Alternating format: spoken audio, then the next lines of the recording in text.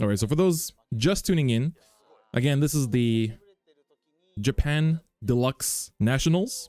So the finals, the nationals of Japan, basically, where players from the entire year went to a bunch of qualifiers to try to qualify.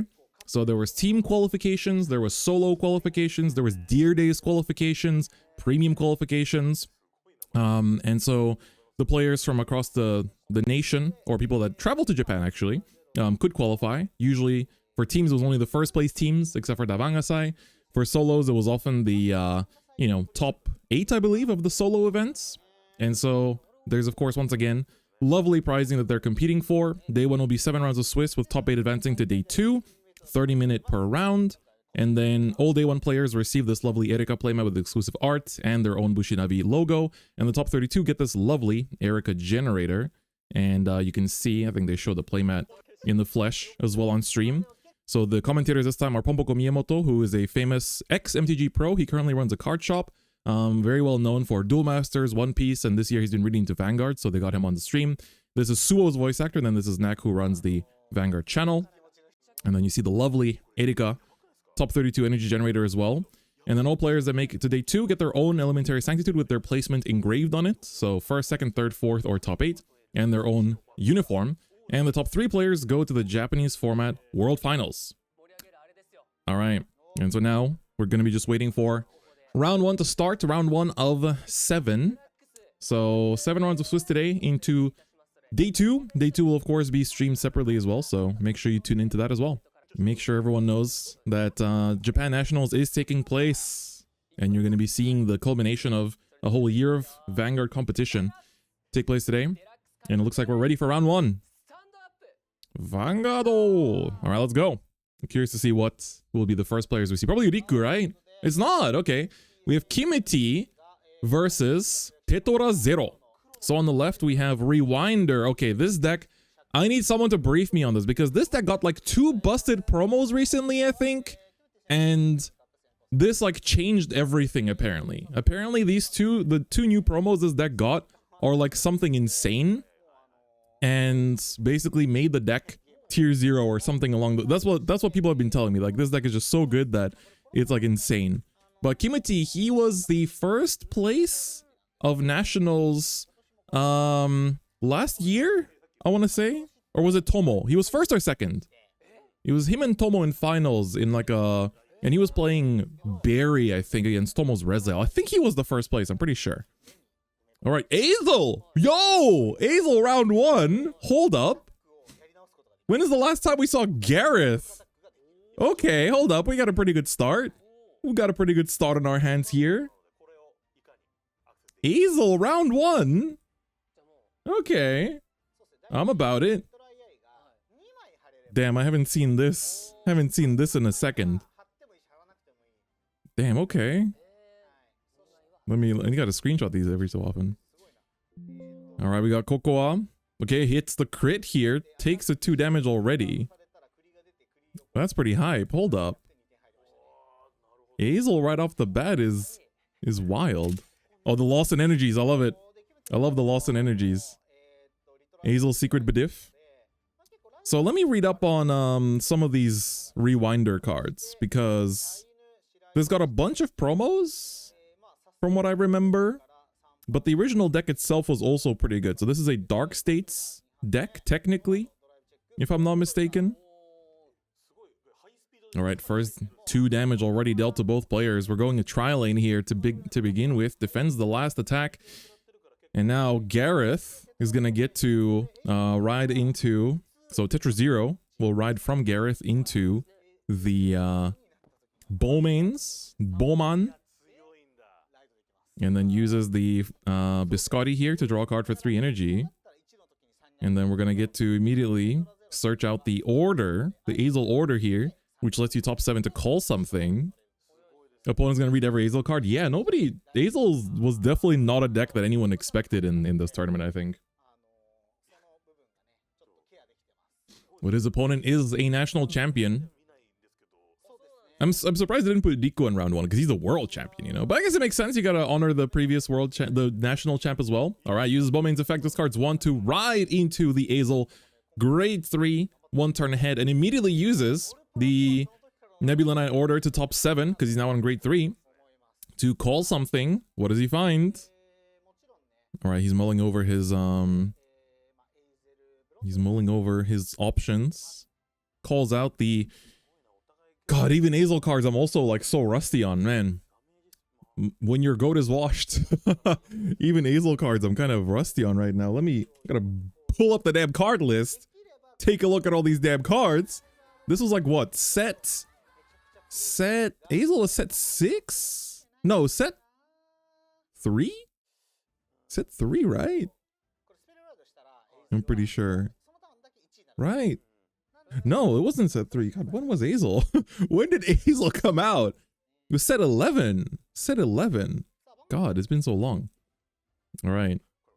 Oh, want to pass on a single check. Okay. Doesn't care about that. Gonna swing with a grade 2. This will give up 5k buff to both units. This is gonna go into the damage. Third damage goes in. Sends itself to the bottom of the deck. And then this is gonna be another 21k swing. 4 damage already for Kimiti. All right. Not bad, not bad. So the grade 2, let me read up real quick on some of these rewinder cards, man. So the grade 1 lets you search for the retry eye and add it to your hand, which I'm assuming he already did. The grade 2 is when written over by the grade 3, looks at top 5 for a Koro Koro and calls it to rear.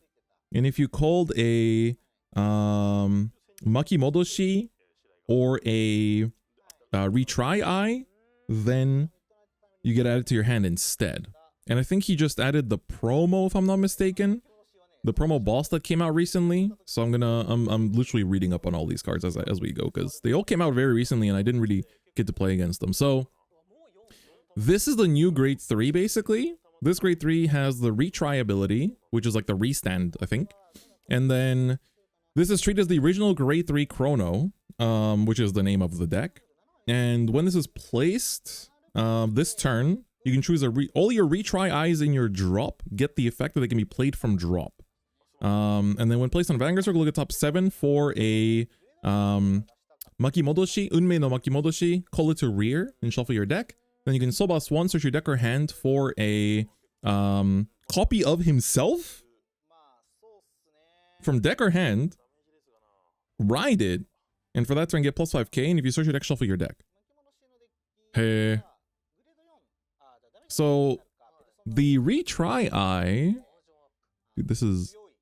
I remember studying this deck. I was studying this deck last year because I was expecting it to show up at Nationals, but it didn't.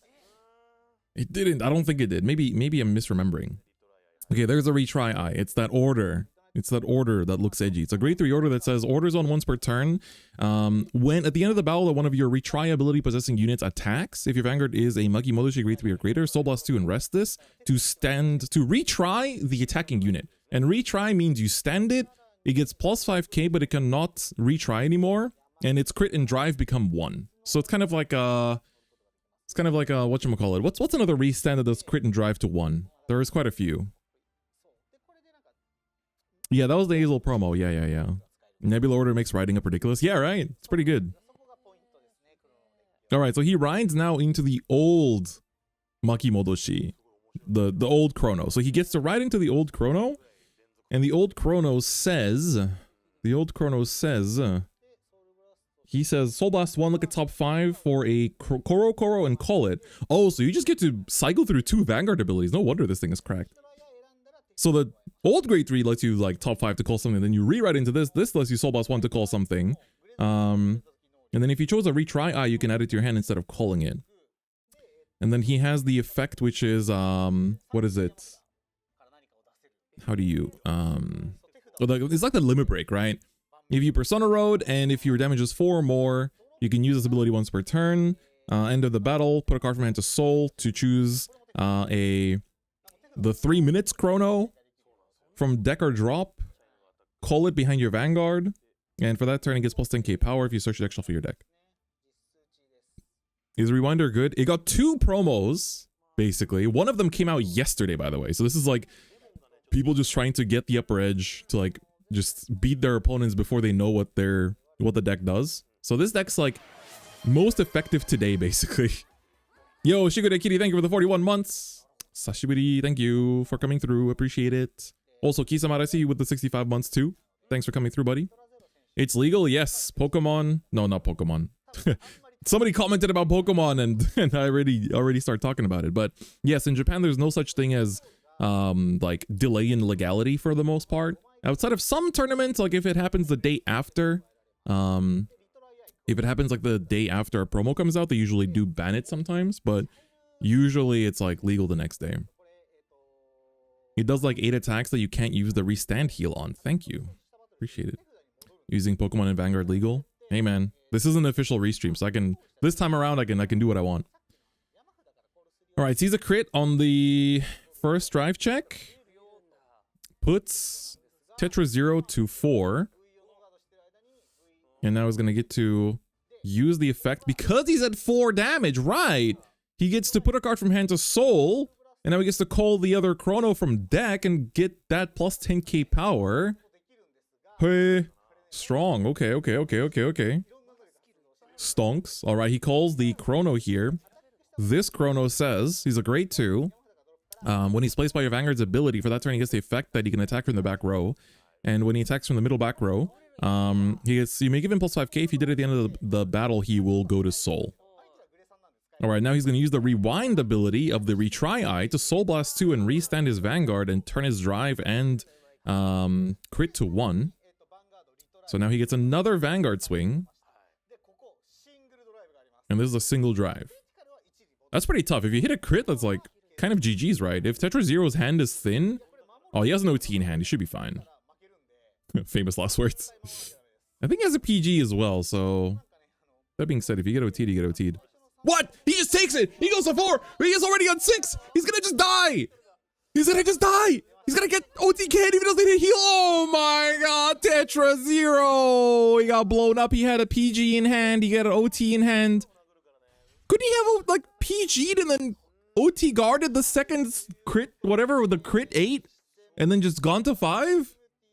No! But I have Tor! That's on Fortnite. That's on Fortnite. God damn. Chrono just did the Molly Wop. He did the Fortnite and it ended. Rearguard is 2 crit 2. Which rearguard was that again? Was that the cat? No, that's the guy. Is the guy gains a crit? Let me read the guy. I feel like we're going to be seeing this deck a lot because I've talked to some of the players that are playing in this tournament and they told me secretly what decks what decks they're playing, and some of them did mention this. Okay, this guy, the guy on the left here, I forgot what plugin I use for my like drawing pen on the screen, so I need to rewind my brain to remember what that is. So if your Vanguard is Maki Modoshi or Koro Koro, this gets the following effect: retry, and then in drop, can almost want to call itself, and okay, so it's Combined Rusher that gives your Vanguard plus 5k, and Limit Break. When it attacks, get plus 10k, and you EB3 to gain a crit. Oh my god, it does gain a crit. Everything has 2 crit. What? It's crit 2 on retry? Well, I guess... Well, he doesn't have another retry, because you can only retry by resting this order, right? And he only had 1 of them. So I don't think he had a second one. Damn. He got pwned. Hashtag pwned. That's crazy. Hashtag pwned. But yeah, folks, if people could also share the stream, retweet the tweet. Please share the stream and retweet if you're on Twitter. I guess I'll share the Twitch stream. I was working on a video literally until the very last second. I couldn't finish it, plus the thumbnail's not ready yet, so...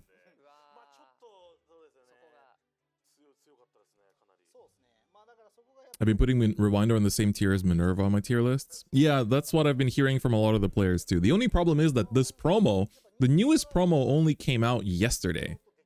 So I can show you.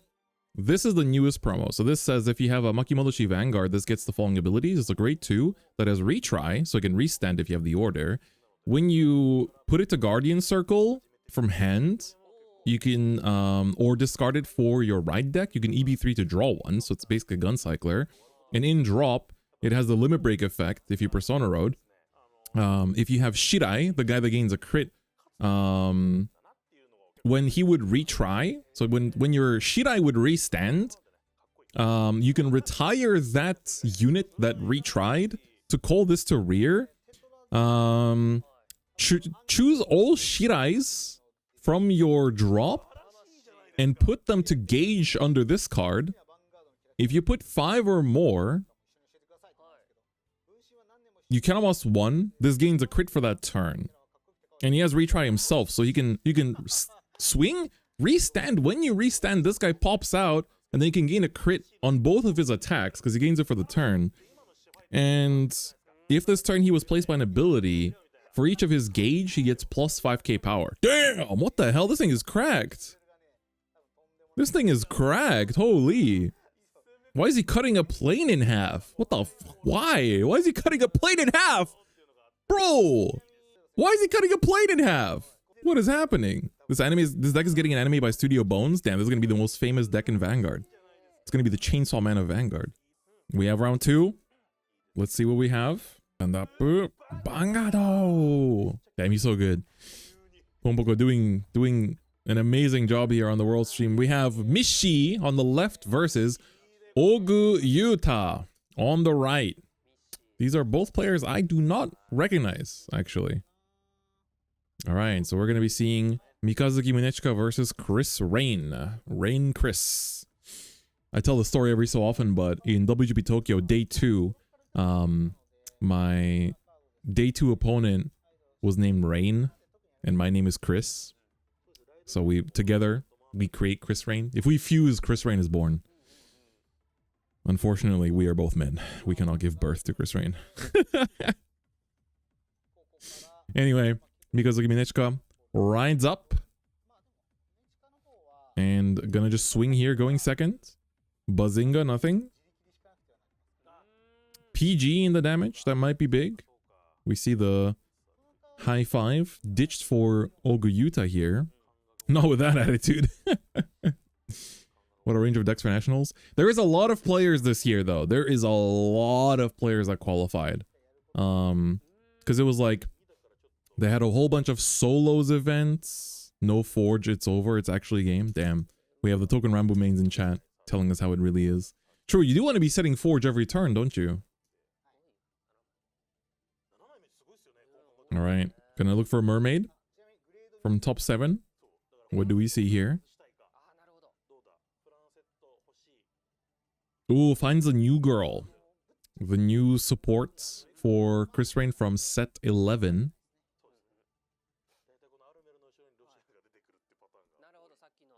It's Toyo here. Oh, it's not Melee. I was actually trying to infer whether it's Melee or Toyo. In chat there. Set 11 Lyrical Booster 2 is actually a diverse format. It is quite diverse, yeah. As much as I complain about the card design being boring, the actual deck lineups are at least relatively diverse. Cole's the ace unit, gonna use the unique skill to draw 1 here and give the bounce ability to Francetto. And if you call something else, you can actually use Francet's effect as well to get a double bounce. When there's the restand, the rear guard restander for Krysrain.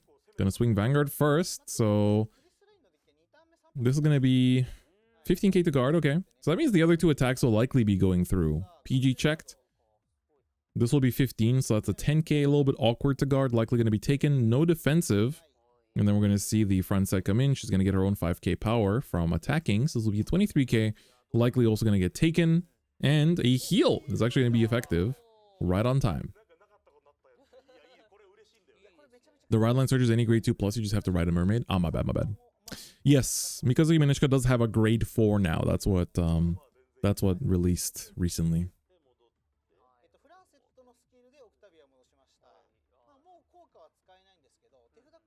Alright, now it's time for turn 2 on Mishi's side. We need to see a Forge. Looks like he's ditching a trigger there. Debating on it. All the players using... Likely, these deluxe sleeves are usually... they're forced to use them. This year's deluxe sleeves are very nice though. The black and white. It's very pretty. Very esports. I kind of wish the stream overlay would also become black and white instead of red. Like always like red and blue is Vanguard's colors. But you know. All right, Cole's grade 1. I think this is the grade, like the grade 1 that when it boosts a specific grade 2 does a thing. Deer Days 2 generator. Yeah, that's one of the... So neither player actually, so they definitely have their own generators that they qualified with. But I guess they all sold them. They are pretty expensive, so especially if you get one early.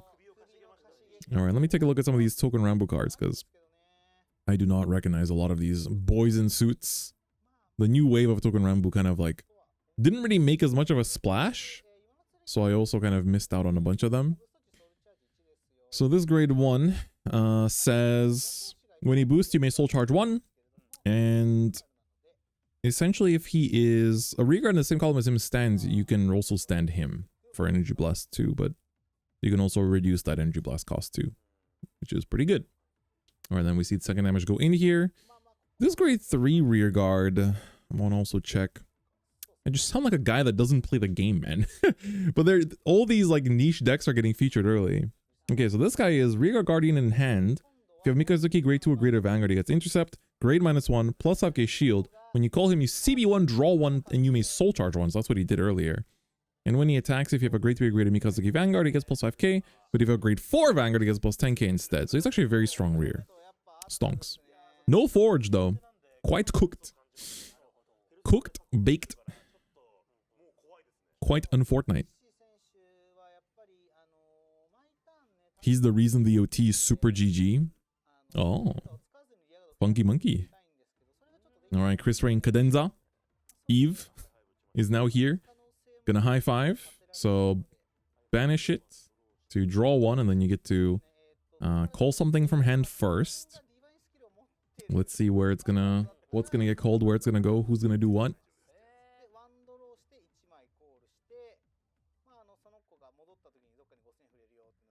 And then of course the thing that gets called is when it gets removed from the field, you get to give 5k to something. So call's the girl that lets you soul blast 2 to search your deck for a grade 1 that's not on the field and call it. So that's gonna also create another, probably a Yuika, I'm assuming, because you already have the restander on the board. So I'm assuming you probably want, yeah, there's a Yuika. Give yourself another bounce. It's one of the strengths of Krysrain is that now her new form basically got buffed in terms of what you need to return. So it's nice to see Krysrain played. Yeah, especially because High 5 is going to get reprinted next year, most likely in Festival. So that should give you a nice way to, you know, build this deck for pretty cheap in May or so. So I'll probably build it around then, depending on... Because you'll probably get more support in set 13. So good. Gets to use the effect, give 15k to something, get a crit, draw a card, get some energy. And then her Divine Skill, I think, still needs to have your opponent at grade 3, if I'm not mistaken. Pretty sure they did not change that part. I'm relatively confident in that. So, Krysrain. Yeah, she has to attack a grade 3. Then you can soul boss 1 to bounce any number of your rear guards, and then choose a card from hand, call it, and then its power and crit matches your Vanguard.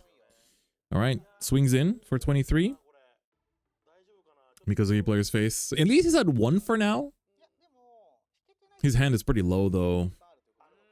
Drops the 15k to guard it. That is the most guardable attack of the turn. Comes in, front set, gets plus 5k from having 4 different units. 30k in, second damage goes in here. And then gonna bounce back that grade 2, and her effect is when she is bounced, she'll give a plus 5k to something. Where will that go? It's gonna go to the Vanguard. Shout outs to the staff working the stream, putting those power counters on all the time. Alright, and I'm gonna use the grade 1's effect.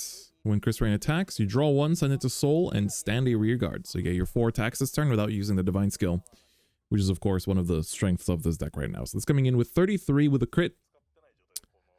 Oh, I don't like Mishi's face. He looks like he might want to take it.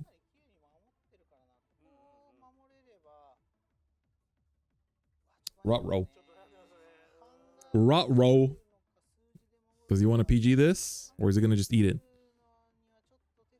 You do lose the double crit here, but it's still early in the game. The chances of them seeing the double crit is not that high. They have 1 in damage as well. No guard for the value. You do get to go to limit break. They might just pass if without putting you to 3, because this deck's limit break is 3. It feels nice to be. Oh, it drops the OT to guard. No, no. What if you get OT'd? Oh, he doesn't, but he heals to 1. That's also very strong. So I think Oguyuta will likely push in the 3rd damage here. This is going to be a fat swing. Like, goddamn, dude. And you can also use the front set here to bounce. You still have 4 different units, so she can still bounce the crit back to hand. So end of battle, bounce the crit. End of battle, Soul Blast 1 for Yuika, bounce the front set back to hand. And now you use the last effect to bounce back the Yuika. No units on the board, everything back to hand. You can guard with everything. And now Mishi's on 3. He does have the Shinken Hisatsu. And I'm going to ride into the Mikazuki Munechika. Alright, Mikazuki. Top 2. Truly Bermuda Triangle, yeah. Alright, calls one of the rear guards. One of the guy dudes, the boy dudes. Them boys are men. So this guy says his effect is trying to find long-haired man in suit. There he is. When placed from hand on Guardian or discarded for ride deck, he's a guncycler. When placed on rear, if you're persona riding, Camel's 1 or EB3 to choose to put this to soul. Search your deck for a normal unit. No. Reveal top cards from your deck until a normal unit is revealed, and then call it to rear. Okay, so that only works on persona, so you just call that for the sake of it. Finally gets to forge. Definitely wanted to do that earlier. Gets to call this grade 1. This grade 1 is guy with hair. This guy with hair says when he's placed from hand or by a Tandenjo, the forge on rear, if you have not played an order this turn, discard 1 and play. Oh my god, you already played an order this turn. That's unfortunate. Unfortunate. You get to play set an order from deck, essentially. It's like the grade 1s that set stuff from drop. It's like Avarice Rester, basically. Guy not bald. Yeah, sorry, I'm reading the cards for my own, just to see the wordings. No grade 4 ride is the real pain. Deck is so far behind now. No routine deck. It's a little cooked, but you never know with Vanguard. That being said, Krysrain is going to persona ride next turn, do 5 attacks with like insane power. So, but it's pretty cool. Like, you know, the lyrical set came out, and even then, Krysrain is still performing so well despite all the other decks. Like Fennel's been doing good. Sharmod's been doing good. The other, like the healing deck, the deck that can heal, was also been doing pretty good. It's kind of considering building one of the decks because everything ended up being pretty cheap, but the generic still will cost you like 8,000 yen for a playset. So I was like, I think I'm okay.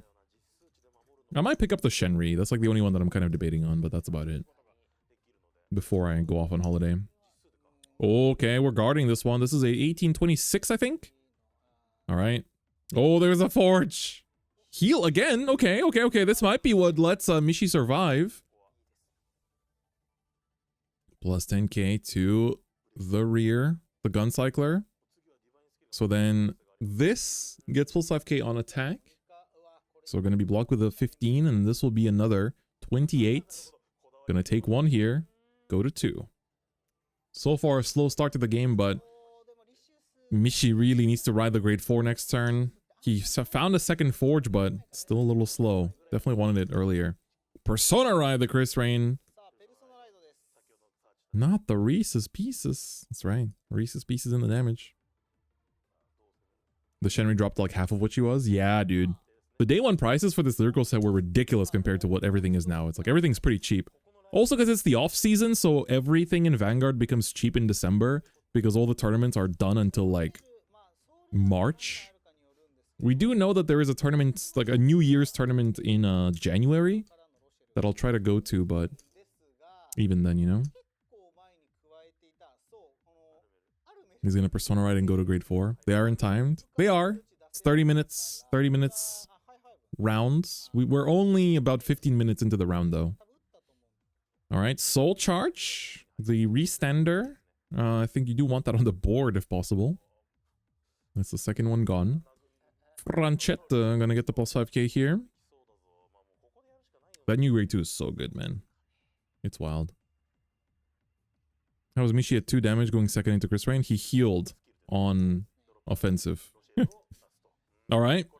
Gets to revive. Dude, this is like... This grade 2 does too much. Revives the restander.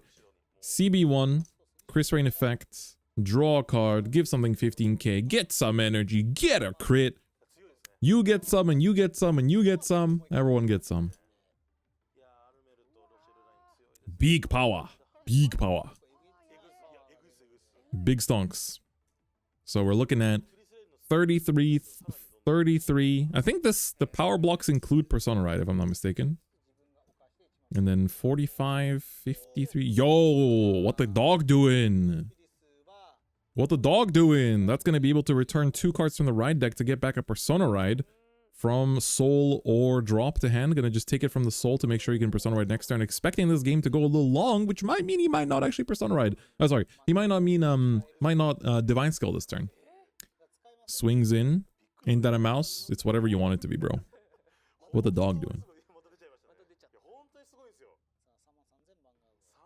That's King Batch. King Batch. Minecraft. What? Twincast? Okay. 38. 38. Here comes a 45. Solo swing. Bazinga. Yeah, it's probably going to slow roll, especially with this attack pattern. Looks like he's just going for 4 attacks. Takes it, gets a defensive though. I would love to hear about the reasons why the players brought the decks they're playing right now. Yeah, right. Same. Especially because you have to keep in mind that some players qualified through premium. Some players qualified through Deer Days. Some players qualified through teams like at the beginning of the year in March or April. And some qualified through solos back then too, so... It really is players from all over the place. Especially the Deer Days players having to like... having to buy a deck. Oh, gets a front, that's strong. Here comes 2 damage. That was a pretty risky no guard though. Whoa! Nothing! Goes to 5, but now at least the grade 2 Mikazuki will be able to be at full power. He's using the divine skill. He's like, I'm gonna beat you up. It's over. You're at 5? I'm gonna do the Freddy Fazbear all over you right now. Here we go. Soul charge 1. Ooh, that's a tech. So this is going to be copying the power and crit of the Krysrain. So her power right now is 48. 48 with a crit. Bazinga. Ooh, we even have the plus 1k. Is that correct? 45? Isn't that 46? I think that should be... Okay, I guess another 5. I think the plus the 1k doesn't look correct to me, but... Alright, CB1 on place. Draw 1. Get more power. More! People who qualify through premium, do they know they'll be entered in standard tournament? Yes, of course. Of course. So why not just play in standard to qualify? Because they cannot. Because the premium tournaments take place during day 2, and only the players that got knocked out of the standard tournament, or those that aren't playing in the standard tournament, can join the premium tournament, because the standard tournament, when the premium tournament is happening, is going through day 2, where only like a couple hundred players out of like 1,000 plus are remaining. So this is like both Deer Days and Premium are both formats that happen during day 2. Wow, but with that, Ogu Yuta takes it with the Krysrain Divine Skill. Mishi, his hand was cooked. The Forge came too late. Couldn't do much. And that was the end of it. Krysrain moment, Divine Skill, too strong. Minerva. Alfred! Whoa! Minerva versus Alfred. So we got a Royal Paladin versus Genesis matchup in round 3. Alfred. We don't even have Ganslot yet. And they're bringing Alfred. Okay. Stand up. Vanguard. Alright. Let's see. Kurona. Oh, he's got the Ikaku sweater. Damn, that looks comfy. Hold up. I have a Ikaku bag actually. The little red panda. I have a bag, like a shoulder bag of that. Or like a, what is it called again? A little pouch. So, Yakitori Zaroma on the right, playing Alfred, and Kurona on the left. He's a player from Kyushu, from the south of Japan. Really cool guy. I met him when I traveled to Fukuoka. And also, he won the Nagoya WGP, or he was maybe second or top 4, I can't remember. But he qualified at the very beginning. He qualified first, basically. Damn, checks a crit on the Minerva swing. Not in Minerva. The Melissa swing. And immediately we see a heal from Yakitori Zaroma. And then swings with the Kokoa for 18. 5k shields. You got something?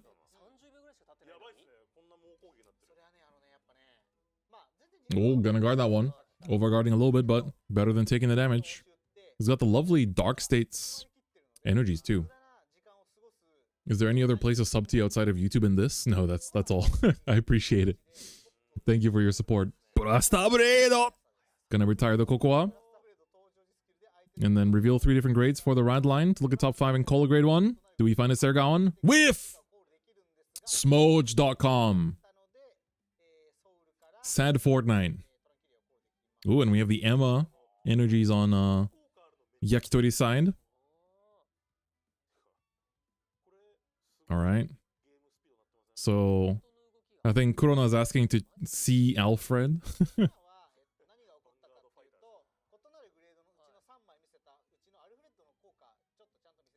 Alright. Gonna put the Alfred into the soul with Kokoa. That's very strong, because you need to soul blast.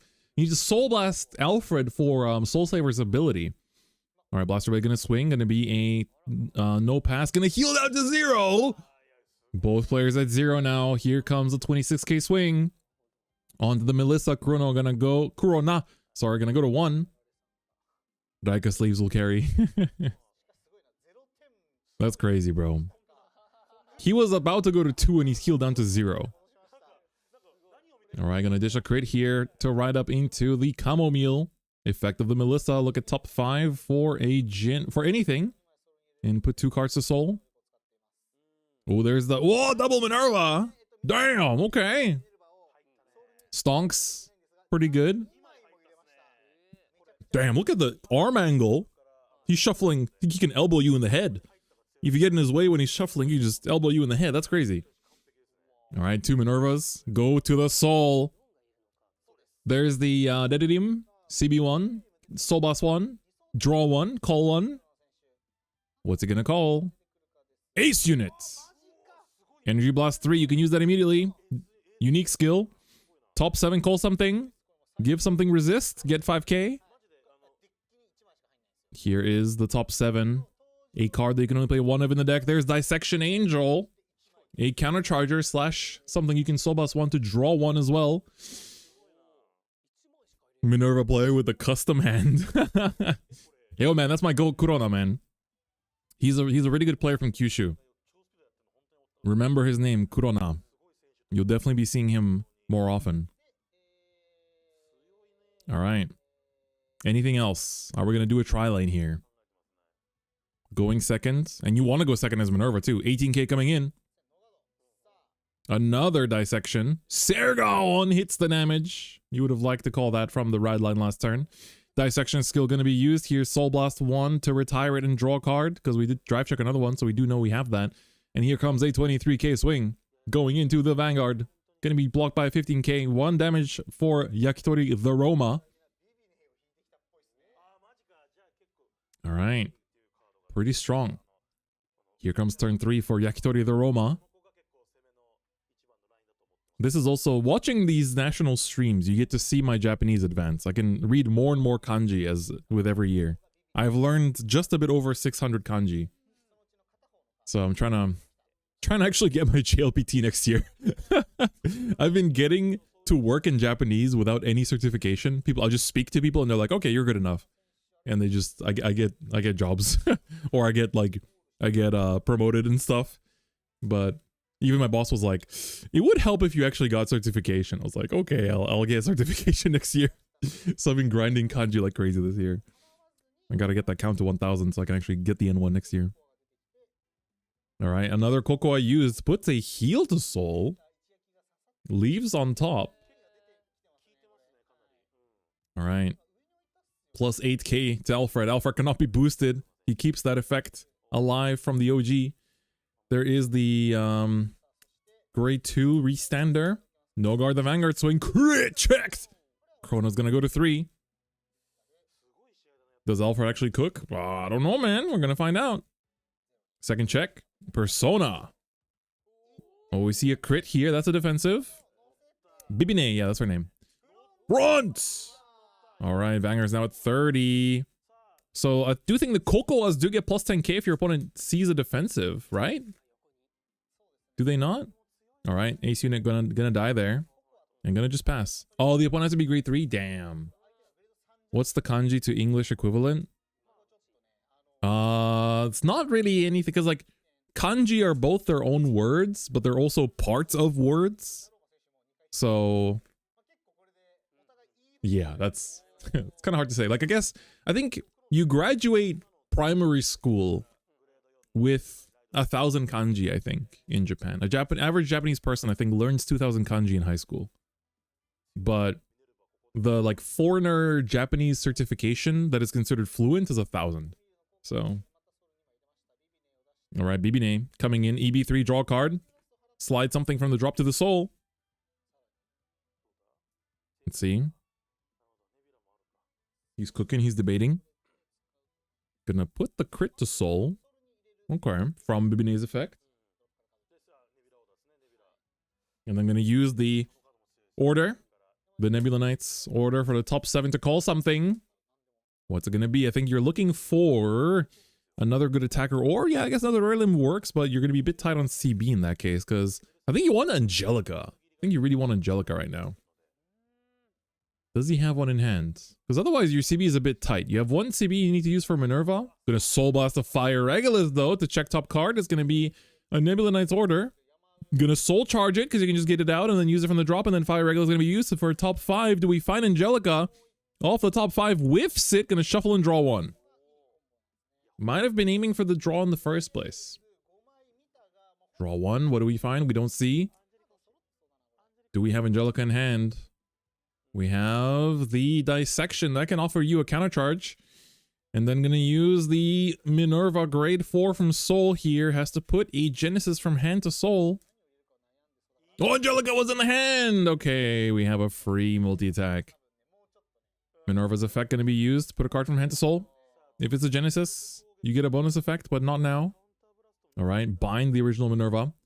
Ride up. Plus 10k to the front row. Very strong start here. Good turn 3. Basically ideal turns so far, but Yakitori the Roma is on 1 damage, so there's going to be a lot of attacks that are going to have to happen this turn. Here comes the Vivine. Ooh, that's a rare tech. Yeah, Vivine is a Genesis. That is correct. Here comes a 23 Angelica, going to be blocked with a 15k. Angelica's effect going to be used. Soul Blast 1. Going to Soul Blast the Chamomile. Put herself to Soul. Countercharge 1. Then Counter Blast 1 immediately for the Chamomile to call her out from her own effect to the rearguard circle. Give plus 5k to the Vanguard. Minerva's going to be coming in with the swing here on attack. Counter Blast 1. Soul Blast 3 to give yourself the effect to restand when you get to finish your battle. So it's going to be coming in with 28 with triple drive. Vivine's effect, if your Vanguard is not... When your Vanguard attacks, basically, can almost 1 to stand her. Lots of CB used. First check, crit! He's going to be seen. You can use the Dissection here to Soul Blast 2 to give her plus 5k. And Countercharge 1, it's going to use it. Soul Blast, the Guncycler, and the crit.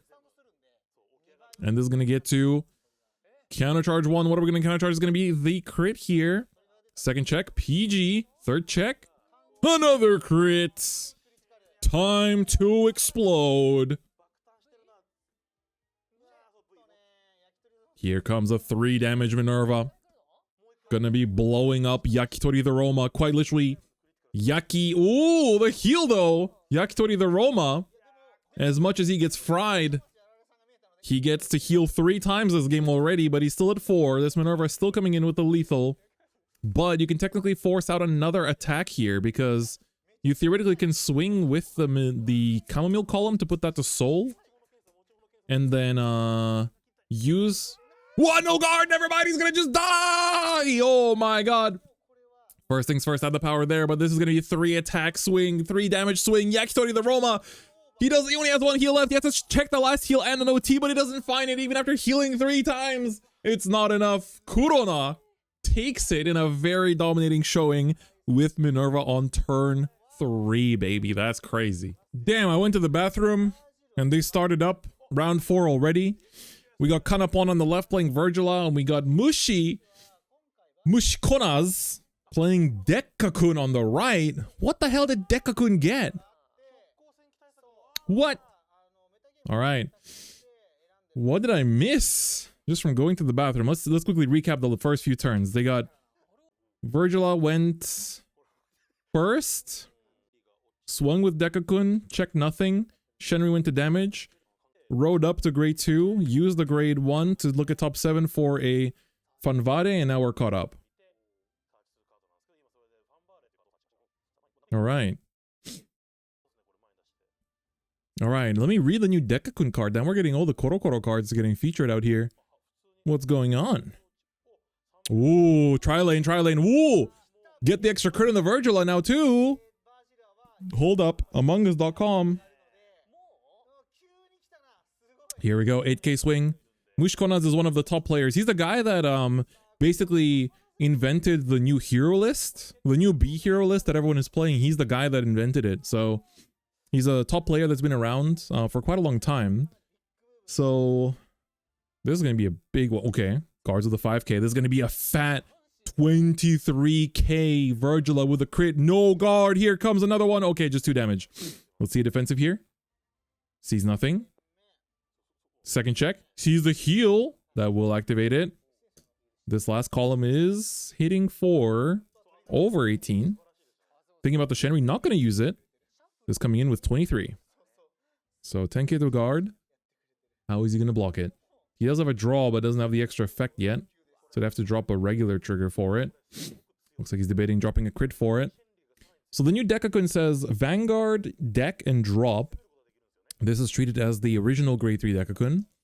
When this becomes Dekkakun Jotai, when this becomes Dekka state, he gets plus 5k power, plus 1 drive, and if you were Sunroad, he gets plus 1 crit during both players' turns. And he gives all of your Dekka state front row rear guards the ability to not be retired by your opponent's effect, and plus 5k. All your Guardian Dekkakun grade 3s get plus 20k shield, and you get Energy Blast 2 once per turn to search your deck or drop for the bottom half of him and call it behind him. Stonks. Okay. Damn, dude, I didn't think we'd see 2 different types of Korokoro decks. It's just like last year. Last year was the Nationals happened right after the Korokoro set, and now we have Nationals right after the Korokoro set again, which is quite surprising. But I didn't think that this would be enough of a support to change things that much. So this Dekkakun that was just called is the... So they all basically have like similar effects where they call out the bottom part. And then for Energy Blast 2. And then this one is when he attacks, if your Vanguard is a grade 3 graded Dekkakun, you soul boss 1 to get plus 10k. So he's a big attacker. Alright, but the Vanguard is still just grade 2, so this is going to be 10 and 2 18k columns. Pretty simple. 20k shield alone is crazy. Yeah, right? That is actually quite insane. For all, but it's only grade 3 Dekkakuns, right? Vyrgilla, 4-2 to pass. Not Vyrgilla, sorry. Ezel gets the crit. Gonna put that on the side. That's gonna be 28 now. Let's see, which order is he gonna be swinging in? He's gonna go with a crit too. Yeah, I agree with this. You force them to either take the 2 damage, or you force them to guard it, even if it means the last column doesn't hit. Okay, instead it wants to force out the 15k first. The only problem is that if they took it and hit defensive, then they can guard the 2 crit column easier. But looks like Kanapon on the left guarded the first one, took the second. He wants the 2 CB as well because that gives him the option to use both the Vyrgilla's effects. He's going first, so he can use the Vyrgilla to restand the rear, and then he can also use his order to top 5 and call something. If he rides up, there's a world where, I mean, I don't think there's a reason not to ride up, but let's see. Rising the grade 3 Vyrgilla. 3 energy. Why is this man playing big? Mushi is a top player. Like, he genuinely knows what he's doing levels of top player. So I'm sure that this is a deck choice that he's confident in. Lots of surprising choices. Everyone's been cooking for nationals, it seems like. And Mushi qualified for nationals only like a month ago or 2 months ago. In he qualified in Okinawa together with a couple friends of mine. All right, here comes the ace unit. Energy Blast 3 to remove the abilities of a rear guard. So that will check the anti-retire effect from Dekka. So that's going to remove it. The top half has been removed. He's been cut in half. Only his legs stay alive. How will he survive? This entire deck has board wide hexproof. Essentially, yes. So now Vyrgilla can use his effect, Energy Blast 3. And so Mushi is just reminding him that they can be retired, but they can be bound. And he's like, oh, it's okay. We can just get rid of your... Let's get rid of your legs. Decapitation live on stream. I can't believe it. How could this be? Alright. This is a pretty good Vyrgilla grade 3 going first turn without the Elf Knights. That's Gore of my comfort character. Deck can't. True.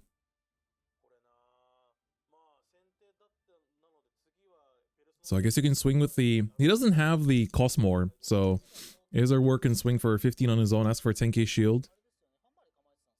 Yeah, I think they're really trying to feature the cool decks first and foremost. So the grade 2 of the rat line for Dekkakun is quite strong, by the way. It's like reveal your grade 3 from your right deck to look at the top card of your... Reveal top card of your deck, and if it's a quote-unquote normal unit, it goes to your hand. And if it's not, it stays on top. So basically, if it's a trigger, it stays on top, and if it's not, then it goes to hand. Yeah, Dynafest got the plus 5k. There we go.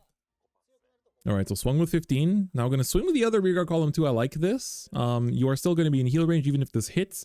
And it's coming in with 28, which is very hard to guard if you don't have a front in hand.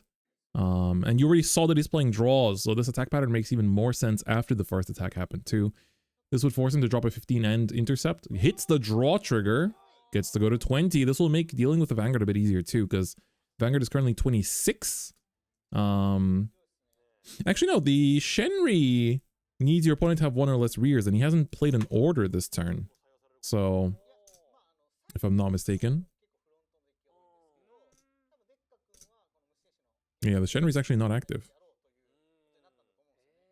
Dino Whiff. Everyone's favorite card.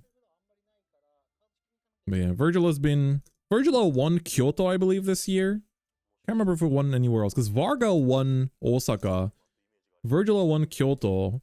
Nagoya was won by Prison. Tokyo Season 2 was won by Prison. What was Nagoya Season 1? I think it was Bav, right? Pretty sure that was a Bav one. Yeah, today is today is Japan, Singapore, Indonesia, and Thailand finals. Crit. This is a 2 to pass, but it's going to go to the Ezer work. Crit and power on the Ezer work. Second check. There is the Elf Knights. So at least you're not going to be in trouble next turn. Shenri cannot be used, but there's going to be a 25, 33, 38 on the 20k body, asking for a 20k shield for this 2 crit swing. Oh, but he has the restand heals, and that's going to be a 1 card guard. All right, here comes new Dekkakun. So this is going to be pretty big because the new Dekkakun gets to,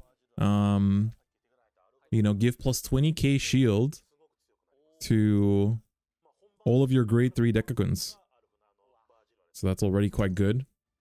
It makes your... even if you overdraw on your Persona rides, you can guard with them technically.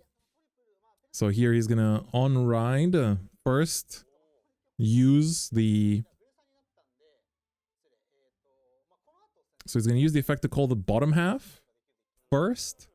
And now he's gonna call the covered up Dekkakun. So this one's effect is EB2 to call the bottom half. And then when he attacks, you count plus 1 to draw 1. And if your Vanguard opponent's grade 3 or greater, he gets plus 5k as well. And then the lower half of the Dekkakun is... Which one is this again? This one is... Oh, when it boosts, you energy charge 1. So yeah, so as long as your rears are in Dekka states, they cannot be chosen by your opponent's effects. So that's basically a very strong effect going into decks like Vyrgilla. So I think he's probably just expecting a lot of Vyrgilla and just chose it for that reason. Long, long man. That's right. That's what it is. If this was an official stream, I probably wouldn't be allowed to say that. God bless the unofficial streams. Thank you to everyone that's tuning in. If you're watching the YouTube archive, twitch.tv/DifferentFight, you know where to find me live. They can't stick versus prison too, so I'm assuming Mushi expected a lot of prison and Vyrgilla. Wonder how it matches up into Minerva though. Ooh, crit! This will go to Vanguard. If he sees a second one, this game ends immediately. This is a triple drive. Hold up. Second check. Nothing. Third check. Over trigger! Nikrazeria! He's gonna banish it and draw one first. So this is a little bit of an awkward timing to check the OT. Just because it doesn't actually... You'd call something normally. So he's first gonna draw one from the banish. See what he gets. And then he can choose a card from damage, add it to hand, and then choose to call up to one. It's gonna give the OT to the rear side. And then the bonus effect. You could technically take out the Twin Cast as well and use that. So Twin Cast would be good. The heal is also pretty good, but Twin Cast is the best option here. He's gonna get that to hand. He's checking drop. I don't think there's any... Is he debating calling something? Because whatever he calls would get an extra plus 10k from the effect of the OT, but I don't... Doesn't look like he will do that. He's gonna say no need. So 2 damage coming in from the Vanguard swing. Oh my god, 3 PGs in the damage. What is going on, bro? Come upon about to get blown the fuck up. Holy shit. Here comes a 38k swing on a 13k body. Oh my god. No, it's even more. It's 43. 43k swing on a 13k body, bro. Do you have the 1 PG in your hand? If you don't, you have to guard this and then eat the... He's gonna use a gun. He can CB for it. This one draw could change the world, could change everything. He needs the 1 PG to guard that OT column. If he used the Guncycler earlier, he could have drawn into a PG. He guards the 43, and then does he have the 1 PG in hand? We see a front, but does he have the 1 PG? He's gonna draw from the effect. CB1, check 1, nothing! Mushi performs murder on the round 4 of the stream. Blowing up someone with freaking tall man boy. I can't believe it. These games on stream are all cursed to end in 10 minutes, where someone just goes and then it just ends. And that was round 4. Congrats, Mushi. Dekkakun is not real, it can't hurt you. Another 3-turn game. Boosh. I can't believe it. Is he 4-0? I think so. I think so. If that game was anything to go by, then it's pretty good. All right, so just before round 5 here, we get the statistics for day 1 deck usage for the players qualified to nationals. We have 23% Vyrgilla, 19% Minerva, 8% Prison. Big fall off from the top 2 decks, actually. Way less Heart Luru than I thought. 7% Bav. There's more Bav than Heart Luru. 6% Heart Luru, 6% Rewinder Chrono, 4% Krysrain, 4% Youthberg, actually less than I thought as well. 3% Zorga, 3% Liel Odium. She actually made it to the graphic, and 17% everything else. So that includes stuff that we've seen on stream like Ezel, Alfred, Mikazuki Munechka. What else have we seen that's not on this graphic? I guess it's those 3. Zorga is relatively decent in this current meta. I think it does have a fake hand problem sometimes, where it will have a big hand, but it's like a bunch of orders. But if you've been playing Zorga forever, I feel like it's a deck that you can expect to do relatively well with. Bav, 4th most chosen deck. That's crazy. Did they say how many people? No, but you can calculate it. We can actually calculate how many people have qualified because of You can look at every single WGP qualifier and count it if you just don't forget how many side event qualifications there are, because they started doing the Deer Days qualifications, I think, from Season 2, if I'm not mistaken. And the premium qualifications were also from Season 2, if I'm not mistaken. Only crazy people bring Burke to finals, but Burke was the most represented deck in Nagoya, which was only like 2 weeks ago. Okay. So we've seen Krysrain, we've seen Minerva, we've seen Vyrgilla. We haven't seen Prison on stream yet. We haven't seen Harluro on stream yet. We have seen Chrono. We have seen... no, we haven't seen the rest. We haven't seen Youthberg, haven't seen Zorga, haven't seen Odium. What happened to Draconis? Draconis' new promo reads quite good. It's not like the most busted thing in the world, but that deck having a grade 2 option is already better than nothing. Oh yeah, true, Dekkakun we did see on stream. That's part of the other. Draconis fraud. True. Am I hearing Deer Days? Yes. There was indeed a couple Deer Days qualifiers that gave you qualifications into nationals. I think they started doing those from Daibangasai, if I'm not mistaken. I think that was the first one. Yeah, we had Ezel round 1. That was quite funny. It's a card you can play on grade 2. It's crazy. Draconis really needs more of those. Surprised that Odium is still this popular, you know? What do you think can fix Draconis? It was just missing. It needs more grade 2 cards. Like more cards that can do things on turn 2. By revealing Draconis from the ride line, like other decks have. So now that it's starting to get that with the new promo, I think that should be okay. But I think day 2 I'm expecting Vyrgilla, Minerva, Prison, Harluro. But as someone that played Bav the entire year, I think it might be a little tough. Harluro, Chrono I expect as well. I expect like one Youth to make it, potentially. And then maybe a Krysrain as well. Maybe a Zorga. Isn't Draconis probably they got no boosters as well? No, they have Sargon, they have the countercharge dog. I think boosters are okay for Draconis. Alright, let's go. Vanguard. It's gonna be round 5 between JSN 55 and Ezel. That's the GOAT. So JSN 55 is one of the Chinese players, I believe. So he looks to be playing Minerva, and Ezel, the GOAT, he is the teacher. So he's both a teacher, but he's also hosts, like, he does coaching for Vanguard as well. And he's also playing Chrono, Rewinder. So it looks like a lot of the top players did bring Rewinder in the end. And it looks like, I think they're both on the X1 line right now. So again, Rewinder got 2 busted promos in this last month, I believe. Teachers and school teacher? Yeah, actual teacher. But he's really good at teaching. Like, he's coached me as well before. He genuinely, like, makes you think about how you play the game. And, like, he questions every single decision you make.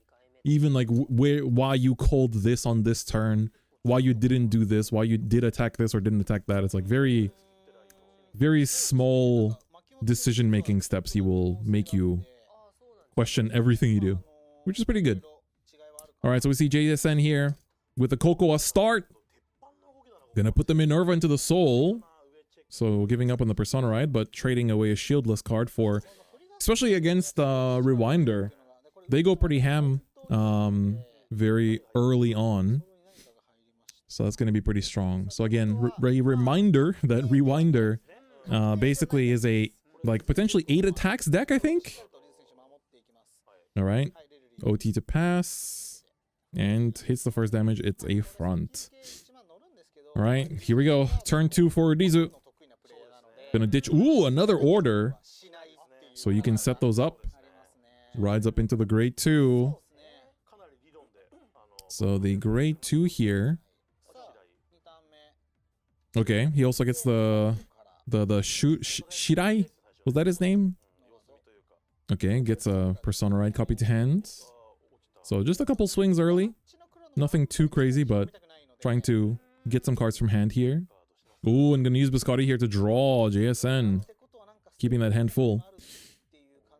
So yeah, the grade 1 of the Rewinder deck basically lets you search for a retry eye from your deck when you ride the grade 1.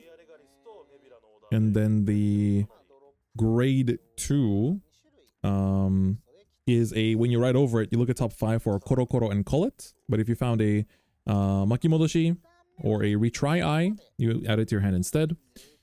And then that grade 2 rear guard that is on the field right now, it basically says that it has the ability to call itself from drop. So it's like a combined rusher and buff your Vanguard. And also when it attacks a grade 3 or greater when you're on limit break and you persona road, he gets plus 10k and you can energy blast 3 to give him a crit for that battle too. So you can basically make it so that a lot of your attacks have like you have restanders, you have ways to like you have built-in restand because of the order. So the retry eye is an order card that essentially says that when your retry ability possessing unit attacks end of battle, if you're grade 3 or greater Makimodoshi, you soul blast 2 and rest the order to basically restand that unit. It gets plus 5k, but its crit and drive becomes 1. But here we see a big Minerva turn. And I think he'd be pretty happy. Deezer should be pretty happy going into Minerva because I think most of his practice is likely into a lot of the meta decks. And Minerva is definitely one of the decks that everyone expects to do very well here. So we're going to see the grade 3 turn go pretty ham. Again, this deck got a new grade 3 basically for the Vanguard circle that allows you to soul blast 1 and ride the old grade 3 from deck. Give it plus 5k. But before that is when you ride the new grade 3, you get to choose a retry, like you give all of your retry eyes in your drop the ability to be played from drop. And on place lets you look at top 7 for a Makimodoshi and call it to rear, which is the grade 2. Ooh, and he's gonna guard with a new promo.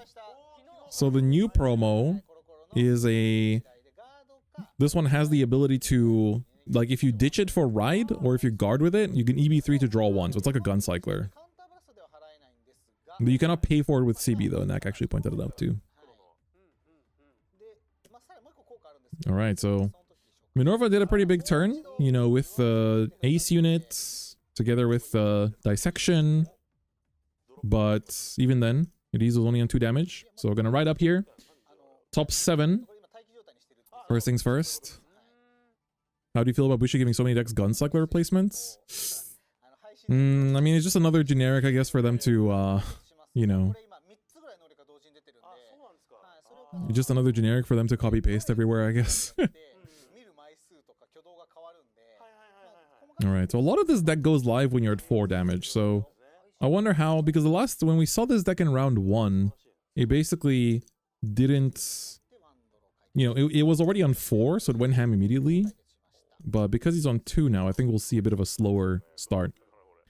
Alright, so here we're going to see the top 5 for the Makimodoshi. It's going to be a Persona Ride copy.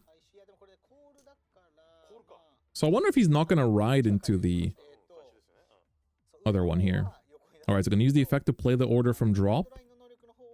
So that's going to set that for free from drop, which is very strong. Alright, now we're going to Soul Blast 1 and search deck for the other Chrono. And ride that up. And so the old Chrono still allows you to search for more stuff. So that's what's really strong, is that like the new grade 3 searches for stuff, and then this one is Soul Blast 1 top 5 to call a Goro Goro. But if you find a retry eye, you can add it to your hand as well. But his other effect is basically limit break gated. So I think the retry effect itself is that also limit break gated? I think it might be. Let me read it again. I think it's when your retry unit. Oh no, that one's not limit break gated. Never mind. So you can retry even without limit break. Okay. Well, let's see.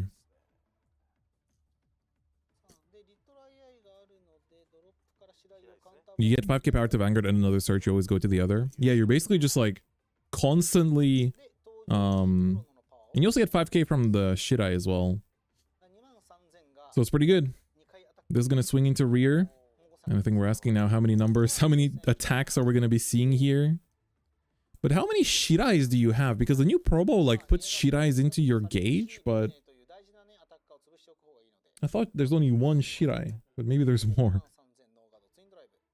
All right, Twin Drive. There's another Shirai and a crit. That's going to send JSN to 3 damage.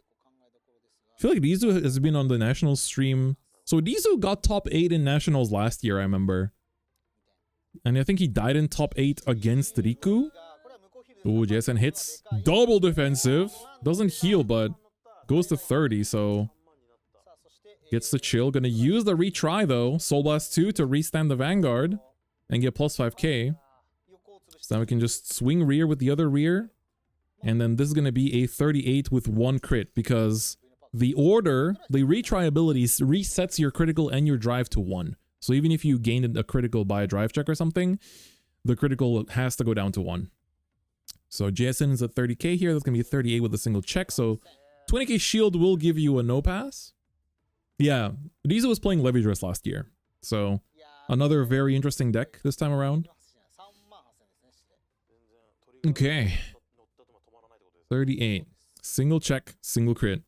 Is JSN going to guard this, or is he going to try to leave it up to chance? This deck thins like crazy, though. I'm curious to see. Oh, he's gonna no guard! Alright, no crits, just 1 damage. The Dididim. And then a whole bunch of nothing gonna just pass. Already sends JSN to 4 damage, but 4 damage for Minerva is also a lot to work with. This will give you the CB. I mean, if you have Angelica, it's even crazier, but this gives you CB for Minerva's restand. This gives you CB for multiple Chamomiles potentially as well. Speaking of Chamomile, going to use that first in order to check top 5 and put something to soul. It's going to be a Cocoa. He's got Fire Regulus. He does. His opponent can't heal down before 4. That is also true. Thing is, Rizu wants to be at 4 because his entire deck goes live, basically, outside of the retry ability once you're at 4. Alright, so Fire Regulus gonna get banished. Or was it? I think he's looking at the top 5 right now. I see a lot of triggers in there, so he's gonna choose to whiff it. I wonder if he has any parts in hand, though, to make things happen here. Oh, it's also if you Persona Ride, it works too. So it's either 4 or Persona Ride. I thought it was both. Never mind then. I misread it. It's been a year since this deck was last active, so these 2 new promos are crazy.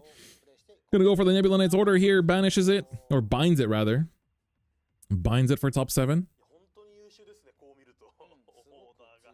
So JSN, didn't he win? Was he the winner of Worlds 2 years ago in the Japanese format? I think he was. He did top Worlds in JP format before. I'm pretty sure. Finds on the Raritim.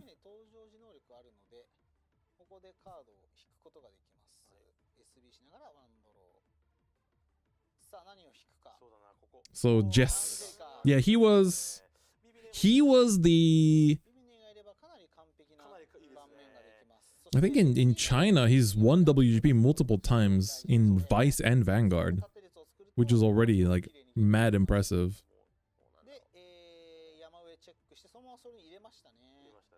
Good stuff, good stuff.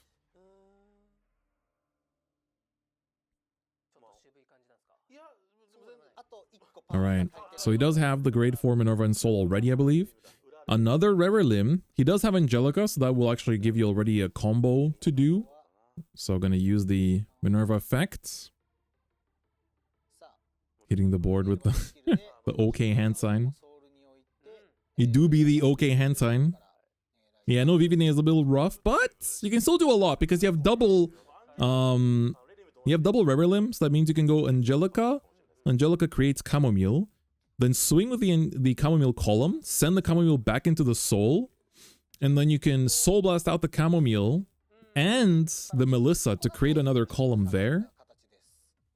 You can also theoretically attack with the Cocoa unboosted,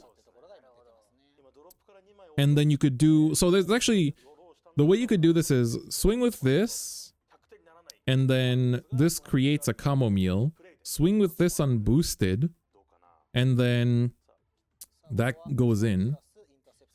Then you would call the Chamomile here. This column would put the Chamomile back in. So, okay, first you do the Chamomile swing here, I guess. So he's maybe trying to see if you hit a defensive this Cocoa can actually swing solo. And then you can put this chamomile into soul using the grade 1 effect. Perfect timetable to draw on screen. I forgot what my plugin was called. What was it? I installed something. Pen, nope. Draw. What was it called again? I installed something that lets me draw on the screen last year, but I forgot what it was. Alright. Ooh, damage went in. That means that Cocoa got the buff, so now he can actually swing with her solo. Yes, he's going for it. Very nice. That's the third attack. Coming in with 28. So still asking for 10k shield, which is a bit of an awkward amount. And then you can swing with Minerva and then call out the Melissa here. Sorry, call out the chamomile here, Melissa here. Then you can swing with this column. And then you can still soul blast out the Melissa after the chamomile out after that with the angel, dissection angel, after the second Vanguard swing. So that would be like 1, 2, 3, 4, 5, 6, 7 attacks this turn. You are dunking all your resources, but you know, your opponent gave you so much CB, you might as well. And I think you have just enough CB for it too. Yeah, he's going for it. It looks like it. So 28 on a 23. Triple drive though. 2 to pass. First check, crit! Oh, this could be something. Jess, where's it gonna go? It's gonna go to Vanguard! Power and the crit. Second check. Third check, nothing. It's still worth to give it to the Vanguard though, just because of the fact that the restand will continue to have the pressure. Okay, he's not gonna go for the additional attacks, saving the resources here. He didn't activate the Dissection Angel's countercharge though, so I'm not sure if that was a misplay. I feel like the extra 5k would have helped here and would have also given you a countercharge too. So if he sees a trigger here, he can still do it, but missing out on that is a little bit... The hand is pretty big too, and he runs restand heals. So restand heals are going to be quite big into this matchup for the retries. Don't think he has a crazy amount of soul, but I think he has a couple dupes. I feel like he has a couple dupes that he could have used. Okay, so this is an attack you cannot ignore because even a single check, even if it's a crit, is over. So this coming in with 38, 48. Ooh, I don't think Rizu has a PG in hand. It's crazy. Already seeing this kind of matchup on just round 5 of Nationals. 2 very famous players. So this is what, 23, 43, 58, 68. 2 to pass. So OT pass on this one. And, ooh, we saw the beautiful, I think that was that first, the top cut. Elementary Sanctitude, he kept his. So now, JSN can just also not give the 4th damage, but I guess he will. So there it goes, another defensive, and I'm going to use the effects of the grade 1, send the column to soul, get the Minerva back to hand, in order to be able to use that for a Persona Ride next turn. That's going to be a very strong turn if he can make it to that. He didn't use the dissection to draw an extra card, so he must feel quite confident that he can survive. I mean, his hand looks huge. 3, 4, 5, 6, 7, 8, 9, 10. 10, 11 cards, I think. I don't know if that's enough. This deck can do 8 attacks. It doesn't... so this counts as Persona because the new grade 3 counts as the name of the original one. So it will proc Persona. And then on place, you get to top 7 to search. This Bavsargra got to do work. Yeah, only 3 energy to work with. Only 1 CB left. He didn't countercharge with the dissection. He didn't draw off the dissection either. Jess, I feel like that dissection could have done a bit more work. And also, getting the plus 5k on the dissection would have actually asked for another card out of hand to make that a no pass. So I really feel like sacrificing this whatever soul there was would have helped there. But alas, so be it. Alright, so first we're going to call out the grade 2. This guy is the Demon. So when placed on rear, you can almost draw 1 and he gets plus 5k for the turn. And his limit break effect is if you Persona Road or you have 4 more damage when you attack, Energy Blast 3. And he nullifies your opponent's auto effects for that battle. So he cannot be PG'd basically. So it's not what is placed on Guardian Circle. He nullifies the auto effects of all of your opponent's cards for that battle. So, like, if your opponent's Vanguard's effect would have a defensive ability, it's nullified. Perfect Guards, even Elementary Sanctitude are nullified. So you basically... Also, any of the shield gaining defensive cards, like front and draws, also have their shield effect nullified. So you can only guard with basic numbers against him. So that's a nasty card to put a crit onto, because he can also restand by the retry ability. Alright, so now we're going to ride into the old Chrono. And then this will get you another deck search. Oh, sorry, yeah, Elementary Sanctitude is not an auto, my bad. Yeah, it's not an auto, my bad. So that one does work. That one does work.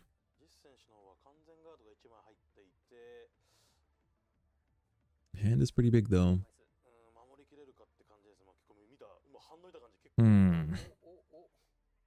He whiffed his grade 1 soul. Oof. It's not too happy. Dead to OT in any of these 3 checks. That is true. Alright, gonna use the Shirai's Combined Rusher effect. Gives 5k to the Vanguard as well here. So that's already coming in with 33 base. He doesn't have the grade 2 Chrono that can attack from behind Vanguard. Ooh, he's gonna overcall with a second Shirai.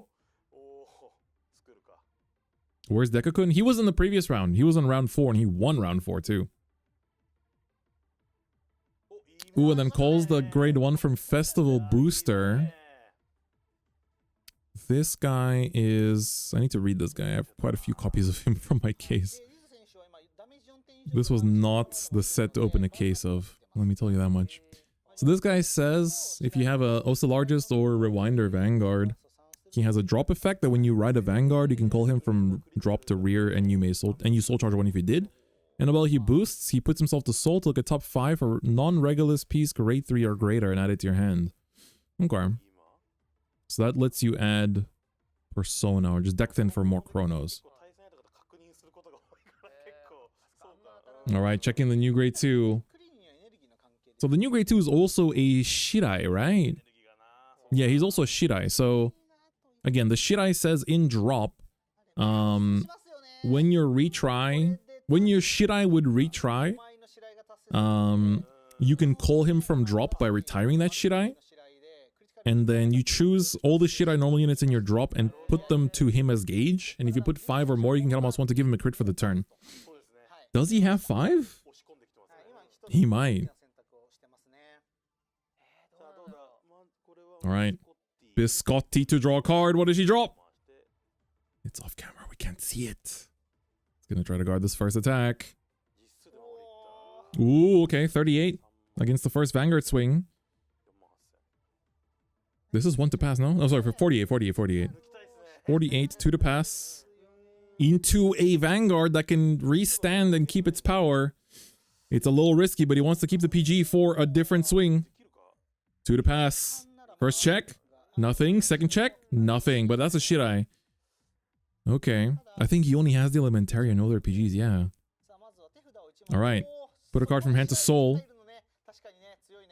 for the effect. And this will call out the grade 2 Chrono that can attack from behind the Vanguard effect. Oh, the card he drew off Biscotti was a PG? Okay, I couldn't see that earlier. So the grade 2 Chrono... It's funny because some of the top players are literally telling me that they're planning to bring this deck and they're like, shh, don't say a word. I was like, okay, I got you. I won't say a word, bro, but I gotta study what this deck does before you actually show it on stream. So this grade 2 can attack from behind the Vanguard circle, and gets plus 5k and then goes to soul after it attacks. So it's gonna be a 20k on its own. And the grade 3 Chrono gives it another plus 10k as well. So that's gonna be a 30k? Oh, never mind, sorry. 25. It's just 25. It doesn't inherit any personas or anything. But it is an extra attack. And that is the safest one to take, I guess. But that was a pretty small attack that he took. So this way he denies checking a heal off of this last one. Gonna use 3 energy here to gain the crit, knowing that this crit would just keep restanding over and over again. This will be a 38. 38, 2 15s. PG? Why did he PG for that? He still has a fair bit of shield, but it's all... Oh, he's trying to keep his counter heals. He wants to keep his... I think he only has 115k in hand. So that would mean he has to drop like a 15k and 3 5ks to guard that. So instead he chose to PG. And then he wants to use the counter heals on the retrying units. The problem is that this new Shirai promo is gonna come in. Oh, and he has 5! That is 5! So that's gonna get a plus 25k to the unit. So this guy, again, this promo says, from drop, when your original Shirai retries, when he restands, you can retire it. To call this from drop, put all of your Shirai name normal units to gauge under this card. And if you put 5 or more CB1 to gain a crit for the turn. And when he's placed by an ability, he gets plus 5k for every gauge. So he's got plus 25k on his own, plus another 10k from Persona Ride as well. So Vanguard coming in now with 33 and 1 drive.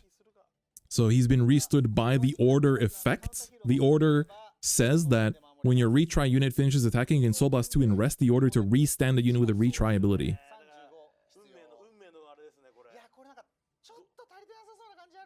This does feel like he might be just a little bit off. He does have counter heals, but counter heal puts him up to 38. And that's 1 to pass. You might have to gamble on the 1 to pass, but it doesn't feel good. This is 38. This is a 1 to pass. Is he gonna add anything else? His hand is thin. He has a PG, a Minerva, a 15 and 2 5Ks. But that's a 45k on the side and another 23 on the other side. And you still need to have things to guard that with. Yo, Mitsunaka-senpai, thanks for the raid, man. Appreciate it. We're watching round 5 of Deluxe Nationals, and this is a very close game. This is a mad close game right now. Yeah, that dissection. All right. 1 to pass. Does not get it. Finds a PG. His hand is only 4 cards. He needs to try to kill here. If he doesn't, JSN might just barely be able to survive. This is coming in with a 45 and a 23. He's going to PG this one, and he has a 15k to guard that one. He survives with a 1 to pass. These are only 4 cards in hand. He put everything into that combo turn. I think for Dizu, this is going to be a OT prey. He has the Persona on the Minerva. Man, 3 blanks is tough. If they're both undefeated, they both have a chance to still make it. Dizu was top 8 in Nationals last year, and he's had a really good run so far. How many heals in play? For Dizu, I don't think we've seen... we've seen 1 maybe.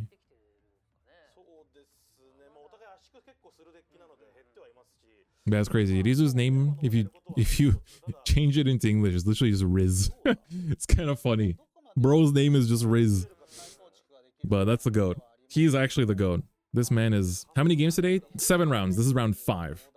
The number that you see here at the bottom, so this is day 1. You can read this. And this is Gokaisen. So 5th battle, the 5th round. Alright, Kokoa. Put a heal to soul. Check top 2. Put 1 on top, 1 to hand.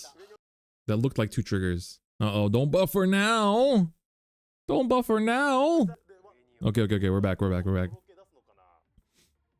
His hand is thin, but we know he had an Angelica in there. And he's got the Minerva and Soul as well. He had a Viviane as well. There she is. He's not going to use the energy cost. He's not going to EB3 to 1 draw. He's going to put the Nebula Knight's Order into the Soul to re-ride the Grade 4 Minerva. Not going to be a Genesis. And it looks like we're just going into battle. 28k Kokoa. This is a pretty weak setup. Hits a defensive. Dizu. Every attack now is 10k less to guard with, but is that going to be enough? Gonna take another one, and it's not a heal. JSN takes round 5 in this very close matchup between Minerva as well as Chrono Rewinder. GG's to both players. That was a good round. That was a good round 5. Really well played by both. Hopefully that was an XO matchup, so both players still have a chance to make top cut, but I don't know if any X2s will actually make top cut. It might be only X1s because there's a lot of players and there's only 8 spots in day 2. But top 32 does get the Erica generator, so that is also something that's very much worth playing into. So good game. 2 more rounds remain for day 2. We have a Minerva versus Vyrgilla, round 6 between Momiji and Kujira, 2 well-known players. So these two are pretty well known. So they're both undefeated right now. So even if they lose, as long as they win the last round, they should be able to make it to day 2. So both of these players, one of them is almost confirmed into day 2. So that means either Vyrgilla or Minerva has already secured a spot into day 2 of Nationals. Let's see. It's now round 6, second last round of the day. Tensions are high. This is where everyone is fighting for their chance to survive. Let's see. Who's going to be the one to make it in? Vanguard! Let's go! We have Minerva versus Vyrgilla. Momiji on the left. Kujira on the right. So the Kujira is wearing his 2022 Nationals uniform. Love to see it. This is just about the only time you get to wear it. This is from 3 years ago. Ooh, but both Minerva and Vyrgilla, both decks happy to go second. Looks like it's going to be the Vyrgilla going second here. Minerva going to have the turn going first. They're both happy to go second, but they're also both fine to go first too. Momiji looks happy to be here. Yeah. Kujira I've met a few times as well. See him at tournaments fairly often. He's a chill dude. There's like some players I see a lot where I just don't ask for their names sometimes. And then they appear on these streams and I'm like, oh, that's who you were. I connect the online persona with the name. So I'll just come up and say hi and stuff. Imagine having a deck that doesn't mind going second. Burkers cannot imagine such a luxury in life. Yeah, Vyrgilla does have the better going first game. I do agree. That is an agreed. So I'm assuming whoever won rock, paper, scissors here chose to go second, and that's probably Momiji. Kujira checking the top 2 cards with Coco as effect. What is going to go to hand here? Okay. Gets plus 5k from putting something to Soul. It's going to be a 10k to Vanguard. Drops the Mygo. Front! Okay. 23k swing coming in here. First damage check. It's quite rare to see players that put their damage... I put my damage closer to my order zone, and I've always done it that way. But there are some players that put it furthest, like as far bottom as possible, and then their damage goes up closer to their order zone. You sometimes see that, but it's rare to see 2 players that do that. Alright, ace unit. Gonna get rid of the Cocoa. And Momiji's gonna swing with a 10k Vanguard swing here. 15k for the no pass. Ezel were picked up as well. And then a 23k coming in. Dino Fest. Self-bind for top 5. And we have... It has to be a normal order, or normal unit, right? So you can't take the grade 2 order.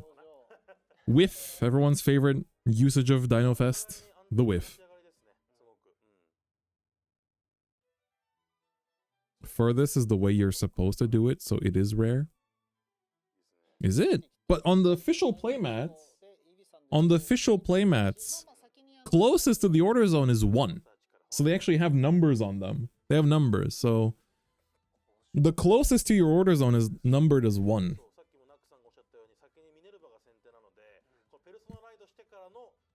That's why I don't like Dino Fest. Furthest from the player? Oh, I was talking about furthest from the order zone. That's how the digital games do it. Yeah. That's how the anime does it. And everyone just watches the anime and gets inspired. Ooh, this is a strong top 5. You get the grade 4 Minerva and a Fire Regulus into your Soul, which you can then Soul Blast out the Fire Regulus for Minerva's cost immediately. Very good. Then Biscotti for the 1 draw. Pretty strong. And then we're going to use the Nebula Knight order. Nebula Knight's actually getting some new cards in the next set, right? And they're actually, from what I remember, that it was like pretty decent too. All right, top 7. I think I saw a couple good targets. I think I saw Angelica, Cocoa, and ooh, Vivine. You can't use her on place since she has to be played from hand for her on place effect. But gonna soul boss 1 for Minerva's effect. Check top card, put it to soul instead of leaving on top. And now Vyrgilla in rotation.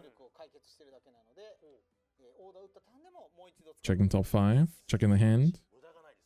Choosing not to add them. A lot of players today choosing to not add from the Vyrgilla and instead just getting the one draw.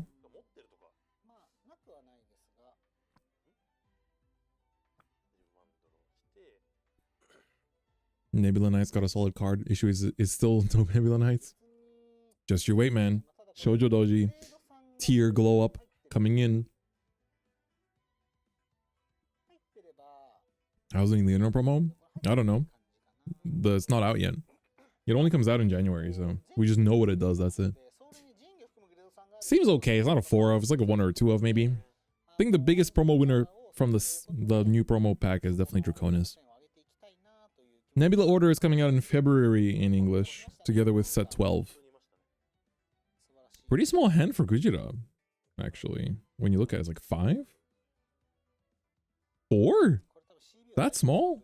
I guess you can go to 6, but having to deal with oh yeah, true, Levidrus, true, sorry, yeah, Levidrus promo is crazy. It's literally a better version of Huli. You're so right. The Levidrus promo is very good. Okay, we're gonna use the Guncycler here to draw a card after guarding. Alright, and then it's gonna restand the Huli. Still get to do 4 attacks here. But this is gonna be just a 13, very small numbers. 1 defensive does get to stop this. Crit though. That's gonna help to push this damage. If he can put Momiji to 4, he does get to essentially just potentially just OTK next turn. 2 damage coming in. Heal not effective. Defensive is gonna help though. Second check. Crit! Where's that gonna go? Gonna go to Vanguard, okay. So now nothing else hits the Vanguard. Angelica is just a sitting duck as well. I guess you just get rid of the ace unit. But the thing is, they want to get rid of the ace unit themselves anyway. Just because they want Ezerware plus Fanvare anyway. I mean, getting them to 3 is still pretty good, right? Getting them to 3 is nice. You do get to oh, interesting. Gonna use the Angelica to call out the Melissa. So that's gonna be actually hitting for... Still not enough though, right? It's 28.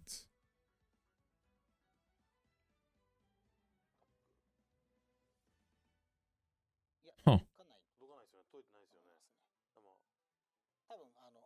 Damn. Does he just want the... Oh, it's because... So, maybe he miscalculated. Because Angelica's... if Angelica going to Soul gives the Minerva effect to give 5k to the front row. And so maybe he thought with that 5k would have been enough to ask for 5k guard, but it wasn't enough. So I wonder if keeping the Angelica on board would have been better. I mean, having that on the board is fine, but... Anyway. 2k short. We don't want it bound. That's... true? Question mark? Angelica only goes to Vanguard. Yeah, the power only goes to Vanguard, but... The effect of Minerva is that if you have a Regalia grade 3 in your soul, she gives plus 5k to your front row rear guards. Or she gives plus 5k to the front row, right? So that 5k is what got added. Alright, Elf Knights. Gonna rewrite. Search for Fanvare and the Stardust Blade with 3 CB available. That is gonna be more than enough to do everything this turn. You get CB1 for your restand, CB1 for your order. You get the counter charge afterwards as well. Soul Boss 1 for the Fanvare, get plus 10k to both itself and the Ezerware. And then CB1 for the Stardust Blade. This turn looked a lot stronger if you swung Angelica first. True, true. I mean, getting them to 3 is pretty good. Ooh, Shenri off the top 5. Not bad, not bad.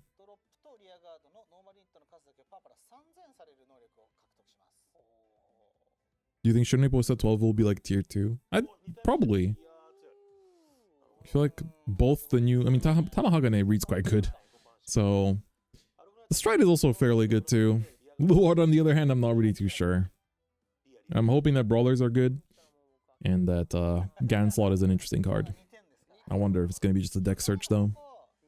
25 coming in. Takes the first one without even like a second of hesitation. Guards the second. Oh, and immediately just Sanctitudes the Vanguard swing. We don't see that trigger check. Second, third. Ooh, triple blank. Momonji's hand is huge, but there's quite a lot of empty cards. Oh yeah, true. Vanguard we still need to get on Thursday, I think. Momiji, Kujira now going to 4. That's a 3. 3 Angelicas are out. 1 in soul now, 2 in damage.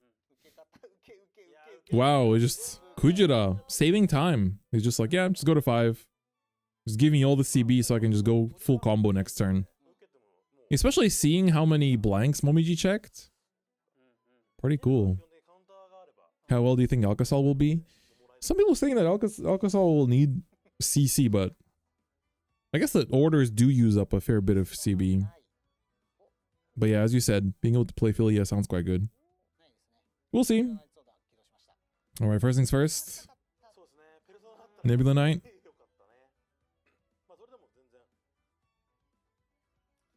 Selfish Engraver solves all that XCB issues. True, that's why that card's been going up a lot.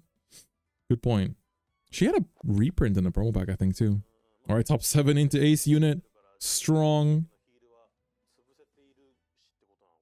Alright, Ace unit, unique skill. Once per game. Plus 5k, then top 7 to call something, give something resist. What is it gonna be? Damn, he's really reading something. What is that in the hand that he's reading so carefully? Whiff? You don't get to draw from whiffing that. Damn, was there nothing to call out? Not even like an order or something? I love seeing reveals and seeing a by order of relevant cards in the Agora system. Damn, that's what working at a card shop really does give you. Alright, here comes the Dididim. Count boss 1, soul boss 1. Count soul boss out the Angelica. To draw 1, what do we have to call here? Do you have the 4th Angelica? Probably not. Ooh, Cocoa, damn. We're making so many of these front row Cocoas lately. Puts the front to soul. Top 2, draw 1, leave 1 on top. And then I'm assuming we're going to just go into the Minerva here. Do you think Standard should bring really good commons to the game? Dude, I think games with interesting commons are way cooler. Like Shadowverse commons are always fun to read. Grand Archive commons I really enjoy reading too because I feel like there's a lot of potential in them. Feels like every card in the set just has potential. Whereas Vanguard commons are just very pack filler. It's like Pokemon level of just like, here's a nice art and that's it. 18. Ooh, blocks of the 15 on that, okay. Slight overguard. Minerva coming in. Count boss 1, soul boss 3. So doesn't you do have to soul blast your Chamomile here if you want to do something with that. That being said, there's no extension for the Chamomile this turn. So count boss 1. That's 3 CB used for the Chamomile here now. Call that over the Cocoa. You can put that back into the soul with a rare limb, but you don't have another way to soul blast her out because there is... Ooh, heals big. He put that on top, so he knew about that. Heals out the Minerva.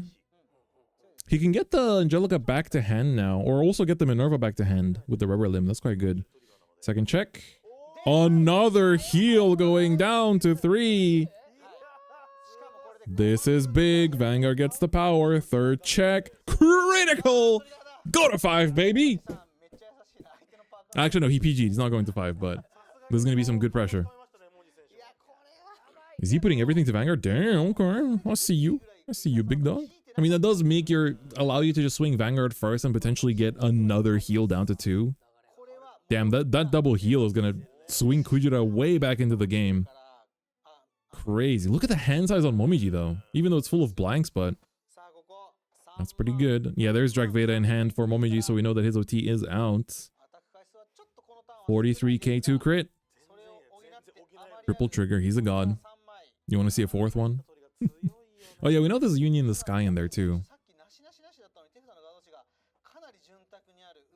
Yeah, the guard value in hand is a little bit tough. Ooh, 63, so this is an OT pass.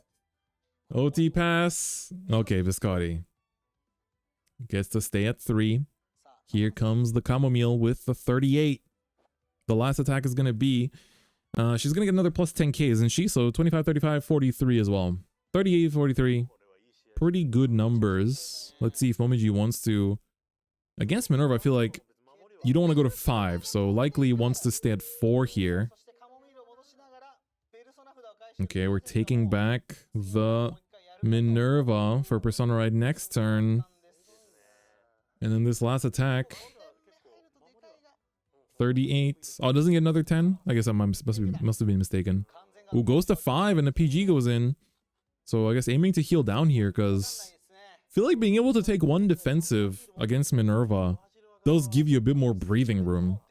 So maybe he's really thinking about just closing it out. Has Persona here. Okay, Persona Ride, get 3 energy as well. Don't forget about that. You do need that to revive your stuff. If you swung the ace first, it would have been another 10. Oops. Oh, you need 4 rears for it. True, true, true. Yeah, Kujira, I guess, probably already getting tired of, you know, going into the 5th round. Probably very excruciating rounds of nationals. But it is the players that are... Because both players are undefeated right now. So I'm assuming there's a lot of nerve-wracking games happening. But it is the player with... that has the best concentration, the best focus throughout the day that gets to shine at the top into day 2. So both players, whoever wins is basically confirmed into top cut for tomorrow. Whoever loses has to win the next round to be confirmed. But even then, they'll have the best resistance of the X1s. But if they win, they have the best resistance of the X1s. If they lose, they go X2, and then I don't know if any X2s will make it. Wait, let's see. Kujira healing down to 3 is very big. How many X2s make it? I don't know if any make it. It might be only X1s. Only top 8 cut. It's only top 8. Alright. Using the Blazing Starcross. There we go. Soul Blast 1. Oop, not 2, just 1 is enough. Soul Blasting out the Vyrgilla. Give another plus 10k to the Ezel words. Now at 50k. Alright, just putting the bind cards. Is that bind cards?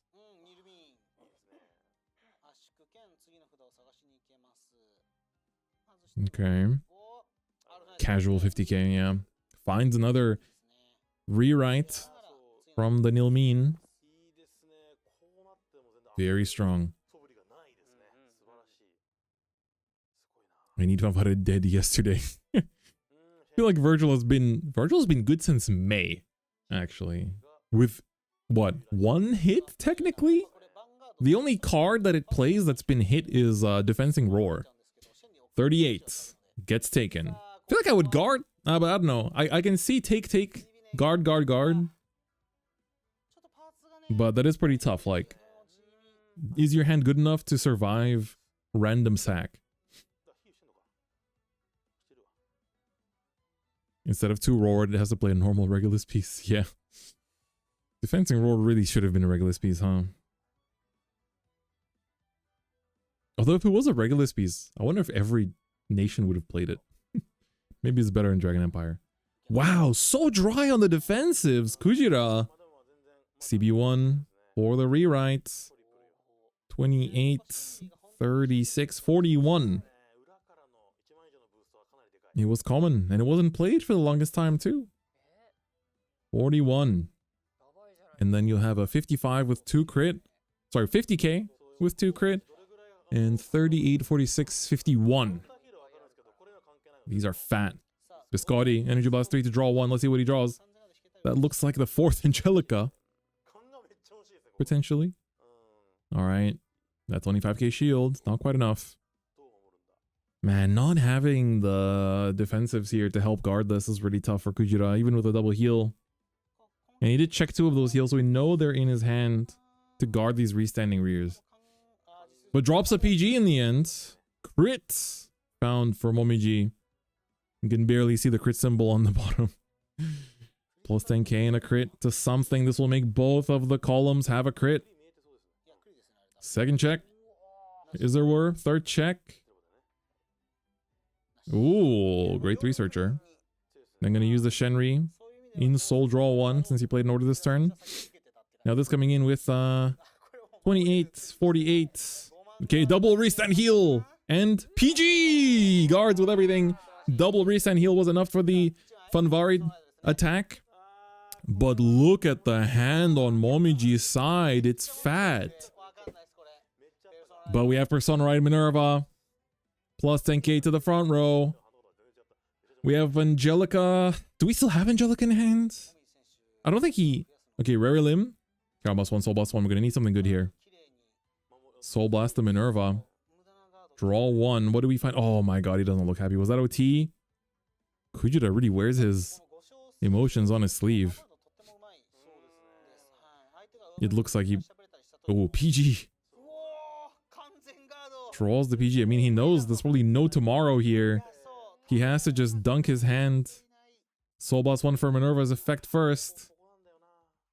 Leave it on top. Now 1 card in hand. Does he have the Grade 4 Minerva and Soul?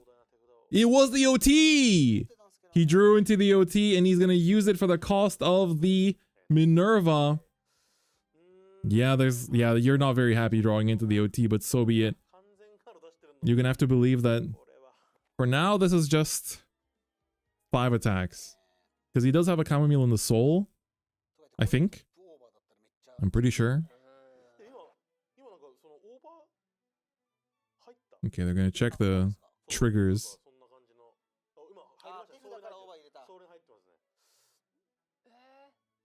Man. So what, 7 triggers here. There's like 1 in damage. Is there? Yeah, there's 1 crit in damage. 8 triggers. And then 9, 10, 11 with what's in soul. So 5 triggers left in deck for Kujira. If Momiji survives this, it is definitely game. Between 2 players that are very much in contention here. Let's see. Let's see who's got it. I feel like Momiji's kind of got this. The OT is out now for Kujira, so... And Momiji already guarded with his. Alright, here comes... Vanguard moment. Yeah. Yeah, having the persona does help, but... Alright, here comes a 35. Union the Sky, still got it. Banish the Vanguard copy. CB1 for the cost because he doesn't have energy. And draw 1 while guarding for 38. Here comes the Vanguard swing. Okay, gonna already Soul Blast out to the chamomile with the Vanguard swing here and CB1 for the chamomile just to make another attack. I wonder...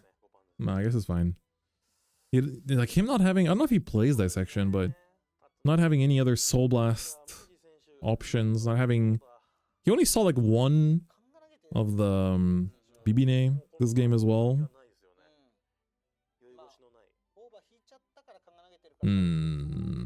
That's tough. Oh yeah, right. Momiji also has restand heals. Everyone's just playing restand heals right now. It's crazy. It really is the move right now. And it is cold again today. Yesterday was colder, but today also feels quite chilly. Ooh, apparently it might snow in the evening. That's hype. That's pretty hype. And then tomorrow looks to be pretty bad weather, so... Alright, first check. Crit. Wait. How much did he guard with? 43, 48? He's putting everything on Vanguard. He needs another one. Heal! Oh my god, it breaks! It breaks, dude. I was checking the damn weather while he's doing a tutor pass. That just breaks. What? What? He didn't have any PGs, but was he that afraid of the No, he had a PG. Why not give at least a 3? Let me look at that again. Yeah, so even show the PG. So he guarded with 45k shield. No, 35k shield, putting him to 48 against a... So the initial attack was 33, right? So he gave a 2 to pass. He hits crit, and then... And he still had, like, what? Half his triggers in deck? He had, yeah, 5 triggers with, like, 10 cards left in deck. I mean, I guess this is still... He bet on the 50-50, but looking at the hand, he had... So, this is a 30. This is a 26 plus 8, so 34. So, this guard's 1. This guard's another. You have a restand heal for one of them. You have a restand heal for the Vanguard swing. Vanguard swing, even if it only ate 2 triggers on it, if you gave a 3 to pass, which would have just needed the draw here, this restands, if it ate the 2 triggers that this would have had, it would come in with 53. This is 23, 38. I mean, you have a PG for whatever as well. No, he had the 1 PG. He had the 1 PG, is this. Yeah, if he gave a 3 to pass with this, and he put old power into the van, that was his damage? Oh, really? Oh, you're so right. Sorry, yeah. Never mind. The PG was his damage check. Okay, so he didn't have a PG. Never mind. Okay, in that case, that's a little bit different. No PG does mean that he was saving this for the restand.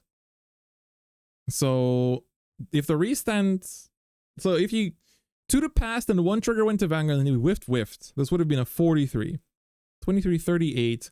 You could have done 48 for a 1 pass. This is 35, so that guards this.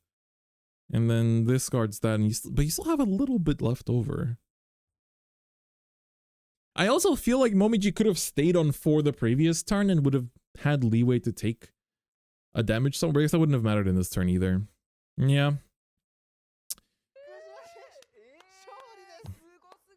All right, that was an interesting round 6. So somehow Kujira took that.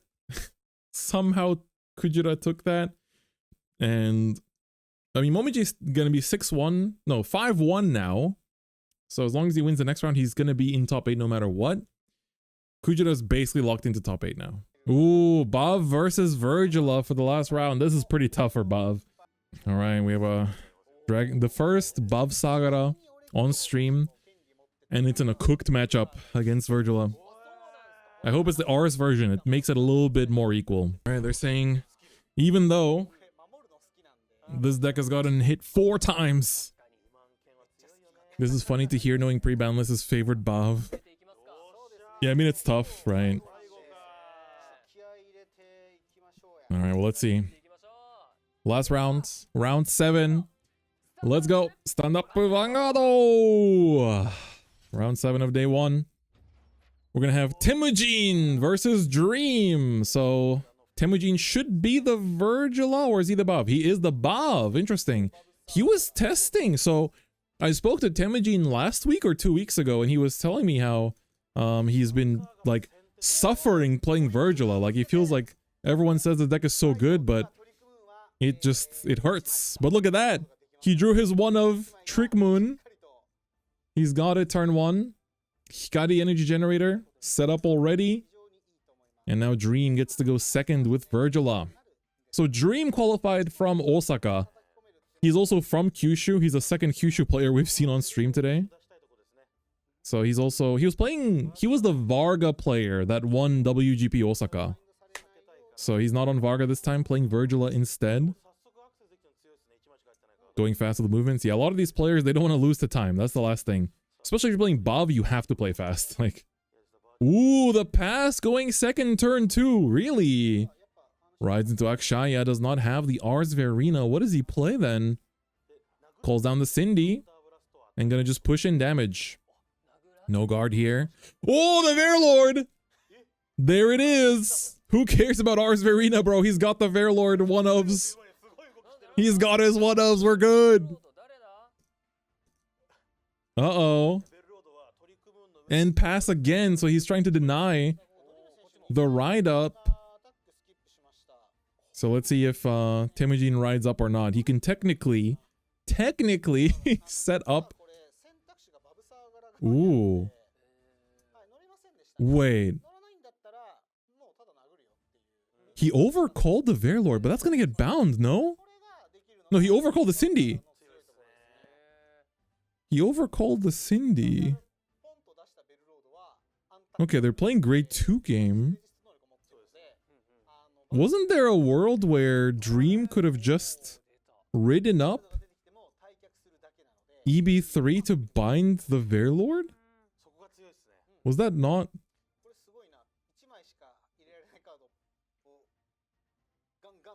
Oh, but Verlord cannot be. Sorry, yeah, right. Verlord doesn't need to be in. Verlord doesn't need to be in overdress to have resist. You're so right. He is just chilling. He do be chill as hell though. All right, we're pushing with. Okay, didn't get the crit on the Verina. And then there's gonna be coming in with 23 on a 20k body here. Gave him the CB though, so now Temujin can just ride up and have a pretty strong turn 3 with 2 CB, especially now he can even use the Verlord. He's already got, I think, 2 weapons in drop, so he can set another 2 from the ride up. This is pretty good for Temujin.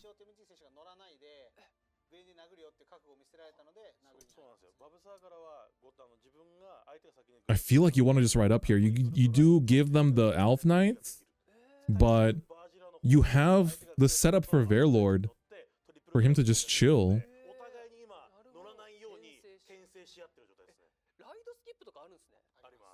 Alright, Suo's voice actor's like, oh, there's such a thing as ride skip in this game? And it sure as hell is. Ooh, we're still not riding up. He wants to go for the triple drive, so he's denying the Alf Knights. Okay. Interesting approach. And he's binding the back row too. Okay. I'm pretty sure these both players are X1 right now, so the winner will make it to day 2 and the loser, unfortunately, will not. Oh, okay, already up to 3 for Dream here. Alright, it's pretty rare to see this kind of match, but you do see it every so often. It looks like Dream might be forced to ride up though. Being able to revive the Ezel is nice, but the only thing is that it is gonna get shot by Bavsargra Soul Blast too. But you do get, you do get the draw from your... If he, I think, does he have? I didn't catch if he has the Vanguard in hand or not. Gonna grade 2. Search for Stardust Blade. He has 2 CB to use, so he can use both effects. Yeah, Dream having 2 PGs does help to deal with Bav's pressure, because Bav's does not have as crazy of an output anymore, but stalling out like this gives Bav's more turns to try to find the Yugma shots. So that way this first grade 3 turn actually be very high impact. Temujin's playing the matchup very well though. I like it. Because the going first grade 3 turn for Vyrgilla isn't that crazy. The only thing is the Stardust Blade is going to be buffing by quite a bit. This is Alf Knights at home when you're on a grade 2 body. What's also cool is that I think his Vyrgilla is signed by either Nak or Diambo Sensei. I'm not sure whose sign that is, but finds the Dino Parada. He do be setting up a parade. My mind cannot comprehend finding that one of before turn 3. Well, the Stardust Blade he searched from the ride line. He found the Fanvare, that is a 2 of. And they did pass a couple turns. And now we're doing a quick normal unit count. This is definitely more than 1, 2, 3, 4, 5. I think it's 10. So let's see the dice come out. Oh, it was 9, okay. So plus 27 here. So 23 coming in. There's going to be a fat Vanguard swing. Temujin probably going to just take this. Temujin played Odium last year. And he was just 1 win short of making it to top 8. And now he's trying to come back and make that return into top 8. Ooh, finds the Elf Knights. some of those mid-A counter heals as well. Pretty good. He has the Elf Knights for next turn. He's got a Shenri you can use this turn as well. He's going to draw 2 cards with the Shenri and the Vanguard combined. Overall, pretty good. So now we're looking at a 23. Oh, sorry, no, 28 and a 31. So Temujin with no defensives will need 20k shields to block these. So without the Bodenot, that is a little bit difficult. 3 PGs, holy cook. Oh, the restand heal will handle that. Ooh, Yugma shot in damage. That might not be something you're too happy about. All right. End of turn effect. Vanguard effect. Counter charge 1, draw 1. Shenri effect, draw 1. Hand is huge for Dream, though. He's trying to make the dream come true of winning nationals. Temujin, on the other hand, ditches the Ars Verina. Does he have anything to mill from the deck? Regardless, this is a deck then if he runs the Trickstar, which you usually run 1. Yes, he does. All right, he's got the base build. CB1 for the grade 2 to search out 2 arms. Bashing their hand in with crit pressure and drawing like 3 cards. Yeah, I mean, it's 4 attacks versus 5 attacks, I guess. I do think I would have ridden up last turn myself, because going first Bav is usually fairly good.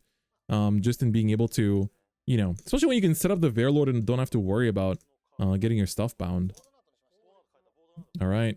Bodenot and Diava searched. So I'm pretty sure Temujin qualified with Bavsargra, because he was also one of the first players to qualify in WGP Nagoya in March, whereas Dream qualified in May. So they both are pretty early qualifications. Bavsargra effect gonna overcall the Verlord. With Trick Moon. Trick Moon was called, so Cindy's effect will call out herself automatically. All right, damn, 11 cards in hand. Persona Elf Knights incoming. Yeah, this is pretty tough for Temujin. He has to really make a dent here. He can set up the Verlord. He chose to set it up behind Vanguard too. So let's see. Gonna draw 1 from EB7. He is on 10 energy. Let's see. He needs... Optimally, he just needs attackers. More than anything. Gonna use the Cindy to get the Verlord back. Are we gonna... What are we gonna equip first? Because he can still use Verlord to get another Bodenot equipped. Kankshati, okay. Soul Blast 1, ditching a Persona to search for an arms. And then you can use that as a cost to put to Soul to equip something.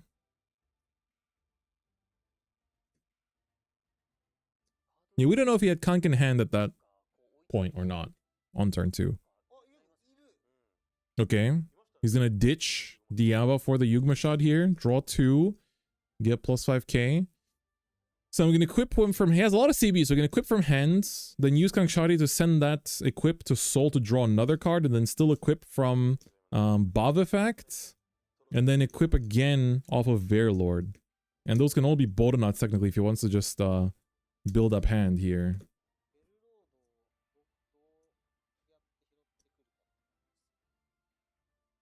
Alright, he's checking his callables. So there is a Trickstar in drop as well as a potential attacker for later. Alright. I'm glad Ars Verina at least made a made a showing on stream. If it's not through Jiva, at least through Bavs. Ooh, interesting. He uses the Jeweled Regulus piece to revive 2 cards here with, I think it has to be different names. So he's reviving the Trickstar and the Cindy. And then the Cindy effect will let him get back a Bodenot. And then he's going to put that to Soul to equip a Diava. And now he can Soul Blast the Bodenot for Bav's effect in order to get that to drop.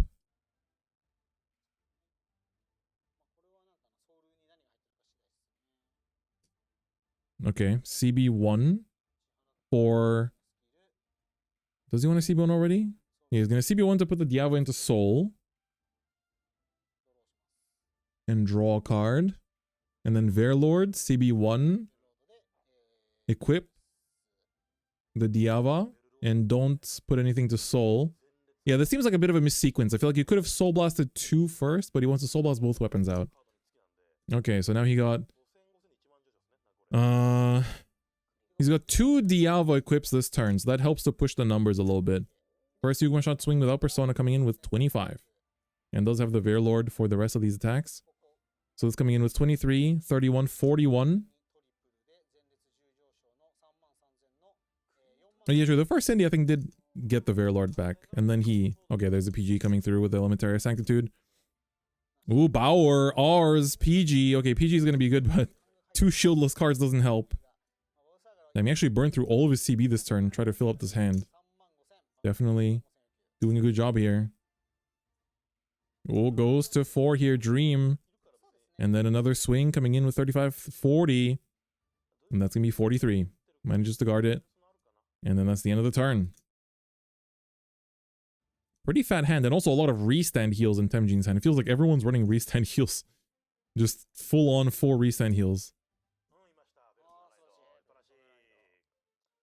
That's only 1 Elf Knight's damage zone so far. He had 1 in hand. He's Persona riding as well. And you could probably try to find more during this turn. He only has 2 CB though, so he doesn't really have... He needs 1 CB for Elf Knights, and then he might need 1 more CB for... I guess he can already use Blazing Starcross this turn, so he doesn't need a CB for the Order then. So then he can use 1 for Nilmine to try to find another... whatchamacallit. Elf Knights. The only meta deck that doesn't play into restand heals is Odium. True, that's one of the good things to play Odium for. If everyone plays restand heals as their only heal, you can just play a 3 attack deck like Odium.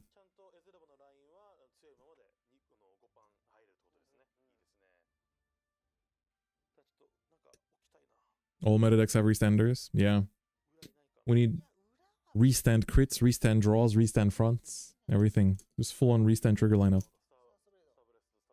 Oh, he's going for Stardust Blade in the end. Not for Blazing Starcross. I feel like when your opponent's at 4 and you have Persona, I feel like it would have been good, but he wants to go for the deck then instead. Interesting.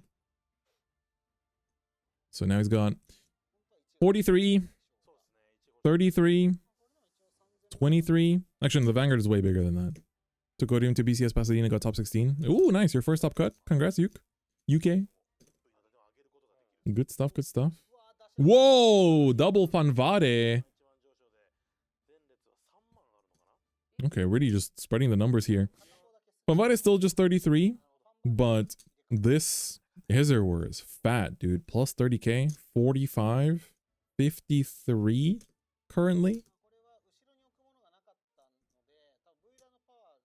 What types of Odiums do they play? There was 2 Odiums at top. There was Pompoko, who's commenting right now. He got top 32 in Nagoya 2 weeks ago. And there was a top 4 Odium in WGB Tokyo in October 2 months ago that was playing a fairly defensive build, yeah.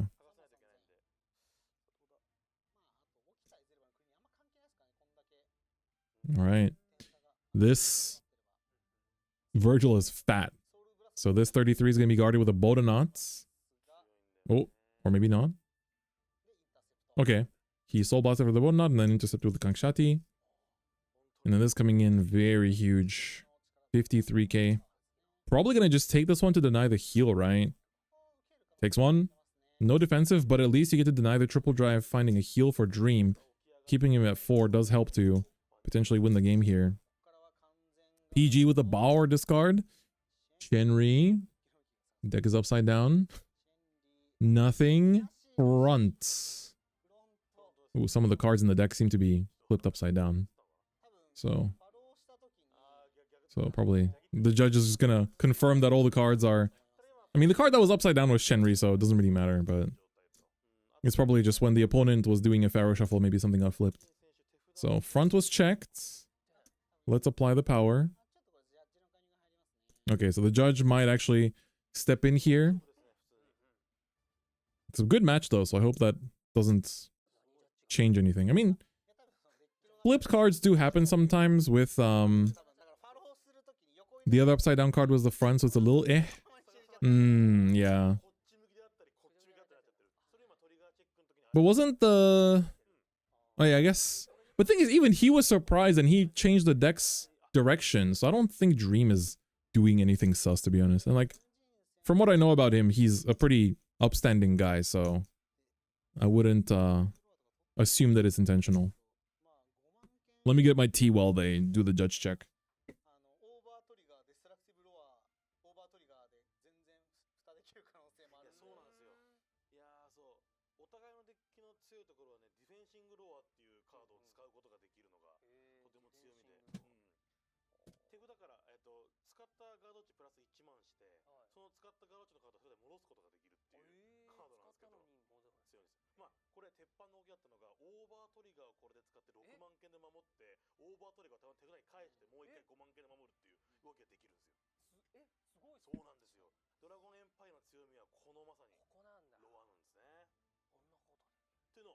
It was just Dynafest that was incorrect? No, I think it was Shinri. We can rewind actually. So what happened is he went for the drive check and so his deck gets handed, so we can see how it ended, right? So Temujin was shuffling his deck, right? He's looking away. So Temujin shuffles his deck and gives it back upside down, right? Or at least looks upside down. He gives it back upside down and then Dream goes for the drive check. First check, he goes, oh, this Shenri upside down. Oh, my deck is upside down. Let me switch it back up. Then he checks the second one. That one was not flipped, technically. Initially. And then the front is flipped. So he's like, wait, what the hell? What is upside down and what isn't? So he's checking. He's like, wait a second. This looks sus. So the judge is gonna judge the situation.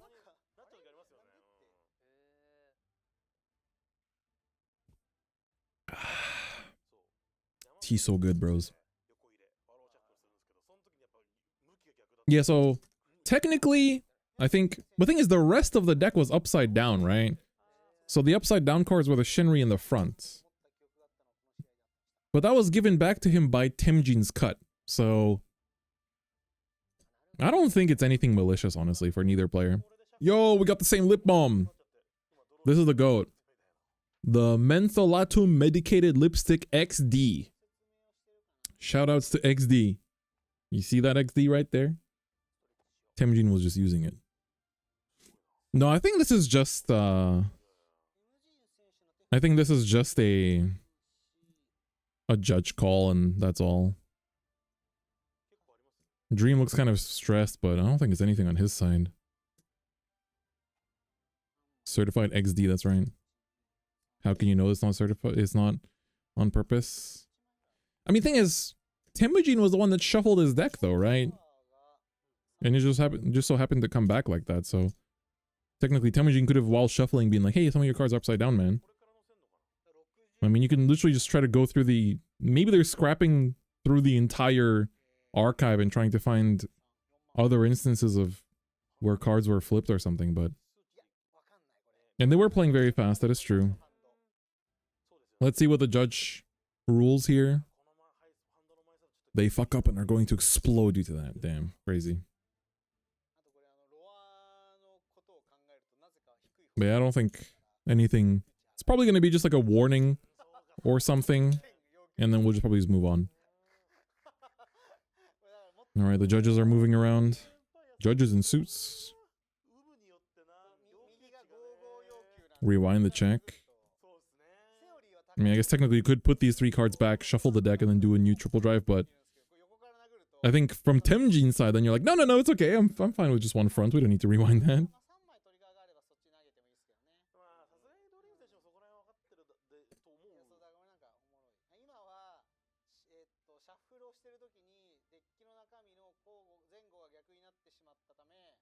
Alright, Neck is repeating again what the situation is. I don't think it's that serious, but let's see. Let's see.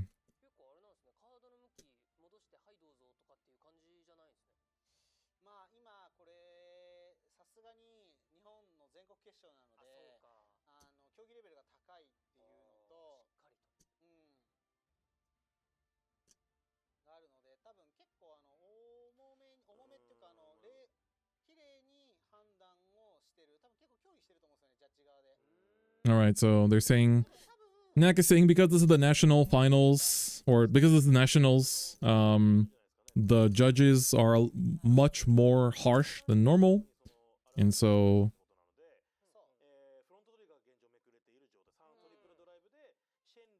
we did a shuffle here to ensure we checked that all the cards are the same direction and did a shuffle to ensure that everything is correct. And the power has not been added yet, so we still need that. Okay, so it looks like we're back in the game now. Looks like we're back in the game now. Okay, there we go. Front trigger now being processed. Vanguard power doesn't really matter here, but Temujin is at 5, so can he guard these last two swings? This coming in with 63. The last swing will be 43. Going in with the bigger side first. OT defensing roar. That'll do it. And then 2 restand heals for 50k shield. Strong. Pretty good. So he had time throughout the grade 2 gaming to draw into that defensing roar, allowing him to reuse it, and now has Persona Ride. Dream still at 4 damage. If he has double Yugma Shad, he can actually get a second counterblast back this turn. I was surprised he used the Regulus piece last turn. I feel like you'd keep that for another turn, but gonna use the Cindy first. 3 PGs in Dream's hand. Oh my god, it's still cooked. Bauer. Okay. Are we using the CB on that this turn? What was the decision? I don't know if I'm assuming he got a warning or something, but basically they just checked that all the other cards in the deck were pointing in the same direction, and then made him shuffle, and then the game continued. All right, Kangshati effect, just a discard the Ars Verina here.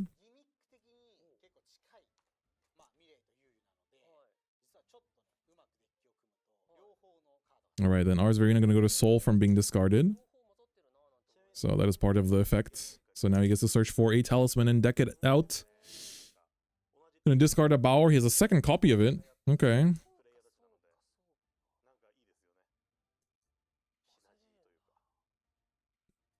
Let's see.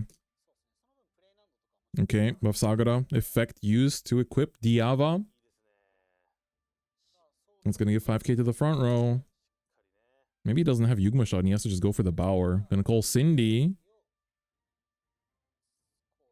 And then you can Soul Blast 2 first and foremost to retire the Izerwur there. And get the crit. So Cindy effect used to get back the Bauer. Bauer going to be... Oh, okay, so you can Soul Blast 2 to retire the Izerwur by Bauer's effect first. Then Soul Blast 2 for Bavsargra's effect to draw a card. Okay, so he retired all the back rows. And he hasn't used Bavsargra's crit gain effect, I think. Yeah, he chose to not use Bavsargra's crit gain, so instead just swinging Vanguard here, knowing that this has lethal pressure anyway. Oh no, never mind. Looks like he did go for the extra crit. They didn't add the crit dice for the longest time, so I wasn't sure if the Soul Blast 2 therefore was for Bav's effect or for Bauer's effect. Because you could have technically gone retire front with Bauer and then draw from Bav, but he didn't seem to care about it. Ooh, ditching the restand heal, knowing that there's no more restands. Bav, surprisingly. Isn't it retire all front and crit all in one effect? Yes, it is. But the way that you could have done it is you retire the front row with Bauer's effect to then use Soul Blast 2 from Bav's effect to get the crit. And if you don't retire, you draw a card. So that was one of the potential things you could have been aiming for, but he didn't care about the draw and instead just did that. Did the Bav effect first to get the crit. And so now he also gets a front. So this Bauer will be drive checking. And if he sees a crit on that, he can make the Kangshati line also have lethal. So we've seen one crit come out. He CBs one for the Bauer effect. This is coming in fat, by the way. It's plus 55k, so 68 with a single check. Likely gonna ask for Dream's second perfect guard here. OT. Front. Heal. Temujin does heal down. And it's a restand heal too. While he would have been happier with a crit, he's still more than happy with a heal to go down to 4 to try to survive this next turn, but will his hand be enough for that? Alright, now they're checking if it's worth to give this damage or not. Checking for Elf Knights count.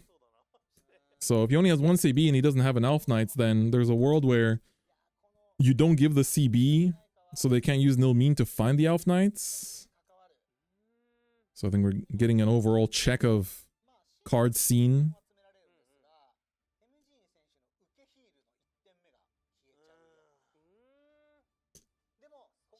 Oh, he passed. Okay. So he wants to just freeze him at 4. Persona right again. Dream. Another strong turn incoming. Yeah. I do think passing here is correct because you just have so much pressure going forward now. You have a 20k shield every single turn too. Alright.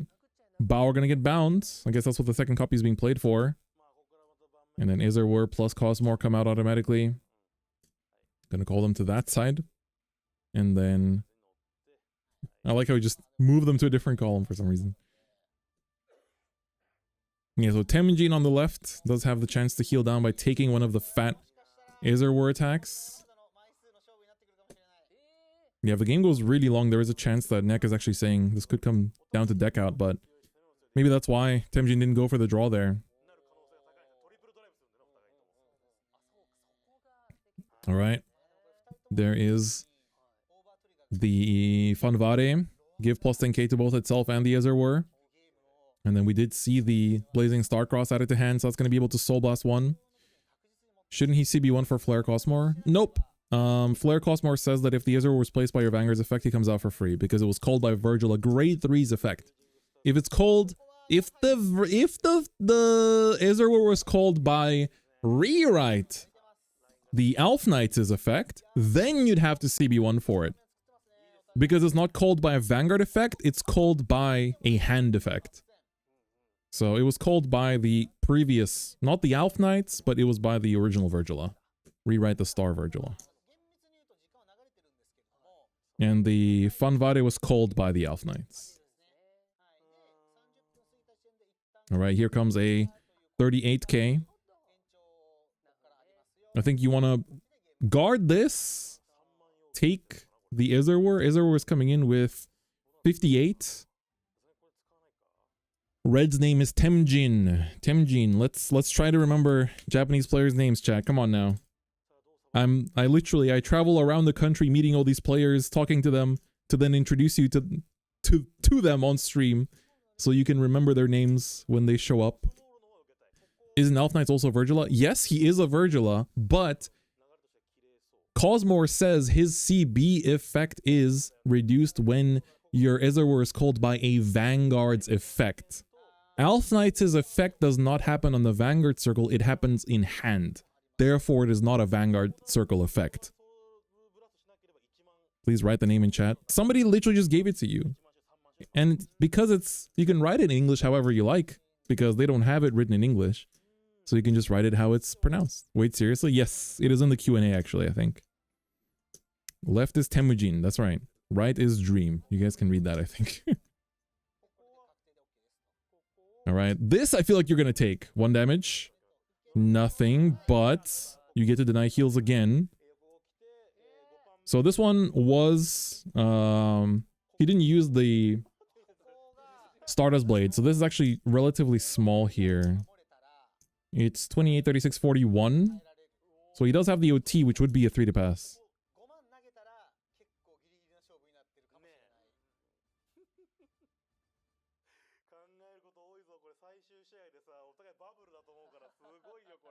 Man, Pompoko was also saying they're both on the bubble here. Yep, this is a 3 to pass with the OT.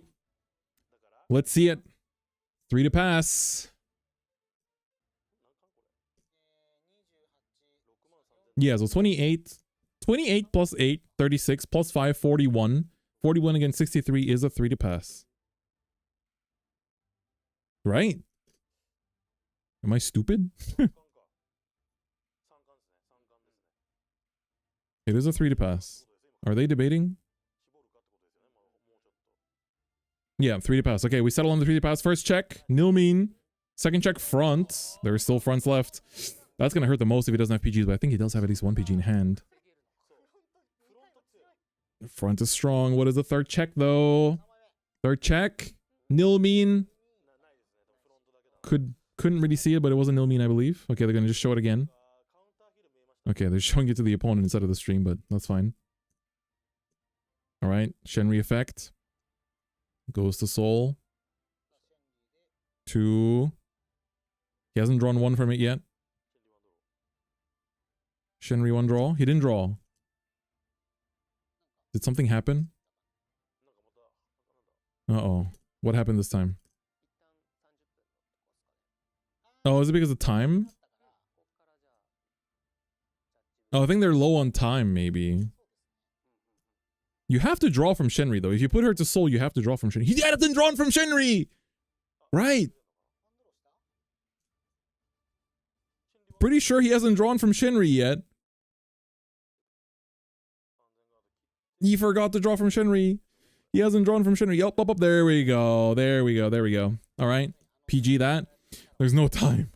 There's no time. You have to guard and go. Front. This is 33-48. 56-61. This is 33. Restand heal 43-58. So you need another. Yeah, that's enough. That's good. Go. Go. There's no time. Dino Fest effect. Top 5. I wish we had a timer on the thing, but there was an extension here because of the fact that, oh, the Gun Cycler is a big pickup. He doesn't have CB though. It's not that big of a pickup, but shield is shield. He's counting the deck. The time. I don't even know how much time there is. Maybe there's 10 minutes. Actually, no, I started recording this at 34 minutes, so it should be just around the 30-minute mark originally, but they had a time extension because of the judge call, so should still be okay. Yeah, if they time out, it's a double loss, and because on stream, there's no, like, trying to weasel your way out of it or anything either. Alright, EB7, 1 draw, put 1 to Soul to equip the Diava. It's not the Diava, it's the Surya to get rid of the cost more instead of going for the triple drive because the deck sizes are getting low. And recharge 1. Revive Trickstar, revive Shenri, it's not Shenri, Cindy's effect, Cindy to Soul. Let's get back a R's, you can immediately cross over dress in order to be able to suck your entire drop into, oh, never mind, going for the Bauer coming in, no Soul, but also no rears. We can come in here with the 41 only twin drive, no triple. All right, there's still fat shields and a PG in hand for Dream. 41. It's not triple, it's only double. All right, we're getting a trigger check real quick. I lost count. 1, 2, 3, 4, 5, 6, 7, 8, 9, 10, 11 ish. 1, 2, 3, 4, 5, 6, 7, 8, 9, 10, 11. I think. Yeah. It looks like 11. Holy shit, there's still 5 triggers left? Oh my god, this might not be too easy to guard then. He still has the CB to do a drive check. Oh my god, there's like, what, 8 cards in deck? Alright, you might have to just PG this. There's no Persona, so the Bauer is not that hard to guard. It's 33. Alright, let's see it. You might have to PG the Vanguard swing here. It is a triple and it's fat. It's 41. This Bauer is going to come in with 33. Everything is crit for game, basically. The Bauer, even without the crit, will have lethal pressure, but there is a world where, yes, twin drive and then a single check from the Bauer. I wonder if going for the triple drive would have been more worth it, but I guess he wanted to just make sure the power is bigger. Okay, this is 48. Currently, we're swinging for 41. So, what is this? 43, 53. 2 to pass. First check, nothing. Second check, crit! I think this has to go in Kangshati. I think this can go in Kangshati because, oh, he's putting everything on the Bauer. He's not letting him no guard the Bauer. He's going to make him pay for the Bauer. Hold up, he's rethinking it. Bauer already has pressure, but the problem is that he only has 5 cards in hand. Dream, if he no guards the Bauer, he does basically just, you know, if he no guards the Bauer and doesn't see the crit, then he just survives. Oh, he's thinking about it. He's putting the crit to the Kangshati. The power to the Bauer. Are you for real? No, he's gonna no guard the Bauer.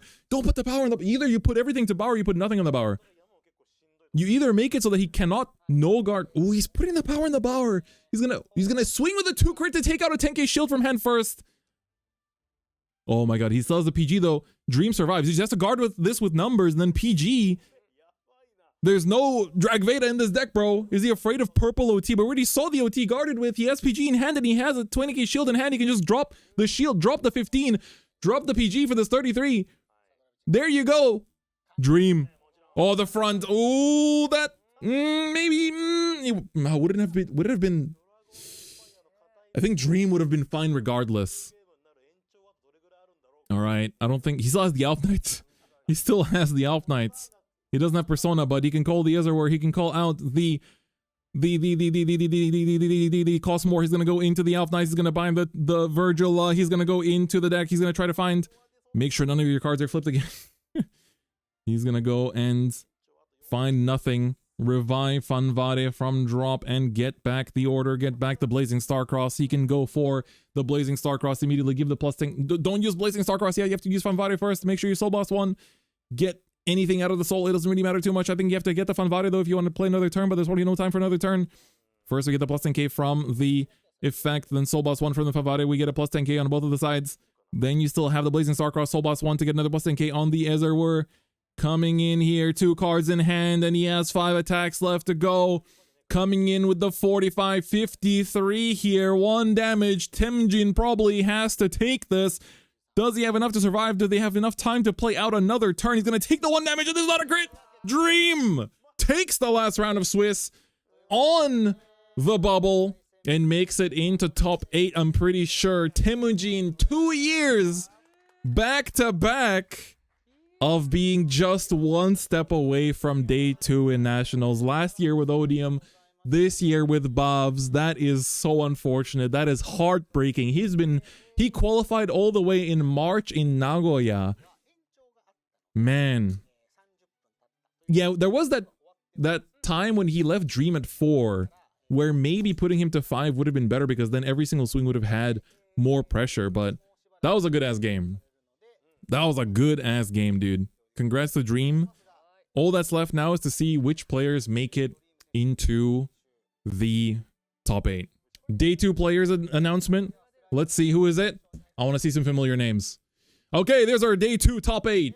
First place, Sirius, the GOAT from Shanghai. Danshaku in 2nd with Vyrgilla. Mr. Tomo in 3rd with Heart Luru. Kujira, who we saw on stream with Minerva. Then, how do you read the 5th player's name? Oh, Yamato. Right, that is Yamato. My bad. Yamato in 5th. Is that the Yamato? The one that used to always host Yamato CS? Dream in 6th. Yu-chan in 7th. And M2 in 8th. So we have 3 Vyrgillas, 2 Minervas, 2 Heart Lurus, and 1 Rewinder Chrono. So Yu-chan is the guy who, during 2020 Nationals, when there were 7 Luards in top 8, he was the 1 Chrono Jet who then won the entire thing. He was the 1 Chrono Jet in V era with 7 other Luards in top cut who defeated all the Luards, if I remember correctly. That should be the same Yu-chan. All right, we're going to be seeing a lot of Vyrgilla and Minerva. I'm assuming they're going to put Yu-chan on stream first with the Chrono. So we get to see a bit more of that deck tomorrow as well. Cool. So that has been day 1 of WGP Japan Nationals. Come back day 2 tomorrow at noon JST for the day 2 matches. And we get to see the 3 players from these 8 that make it into JP Worlds. And also who makes it, into the top 4. And who becomes the champion of Japan.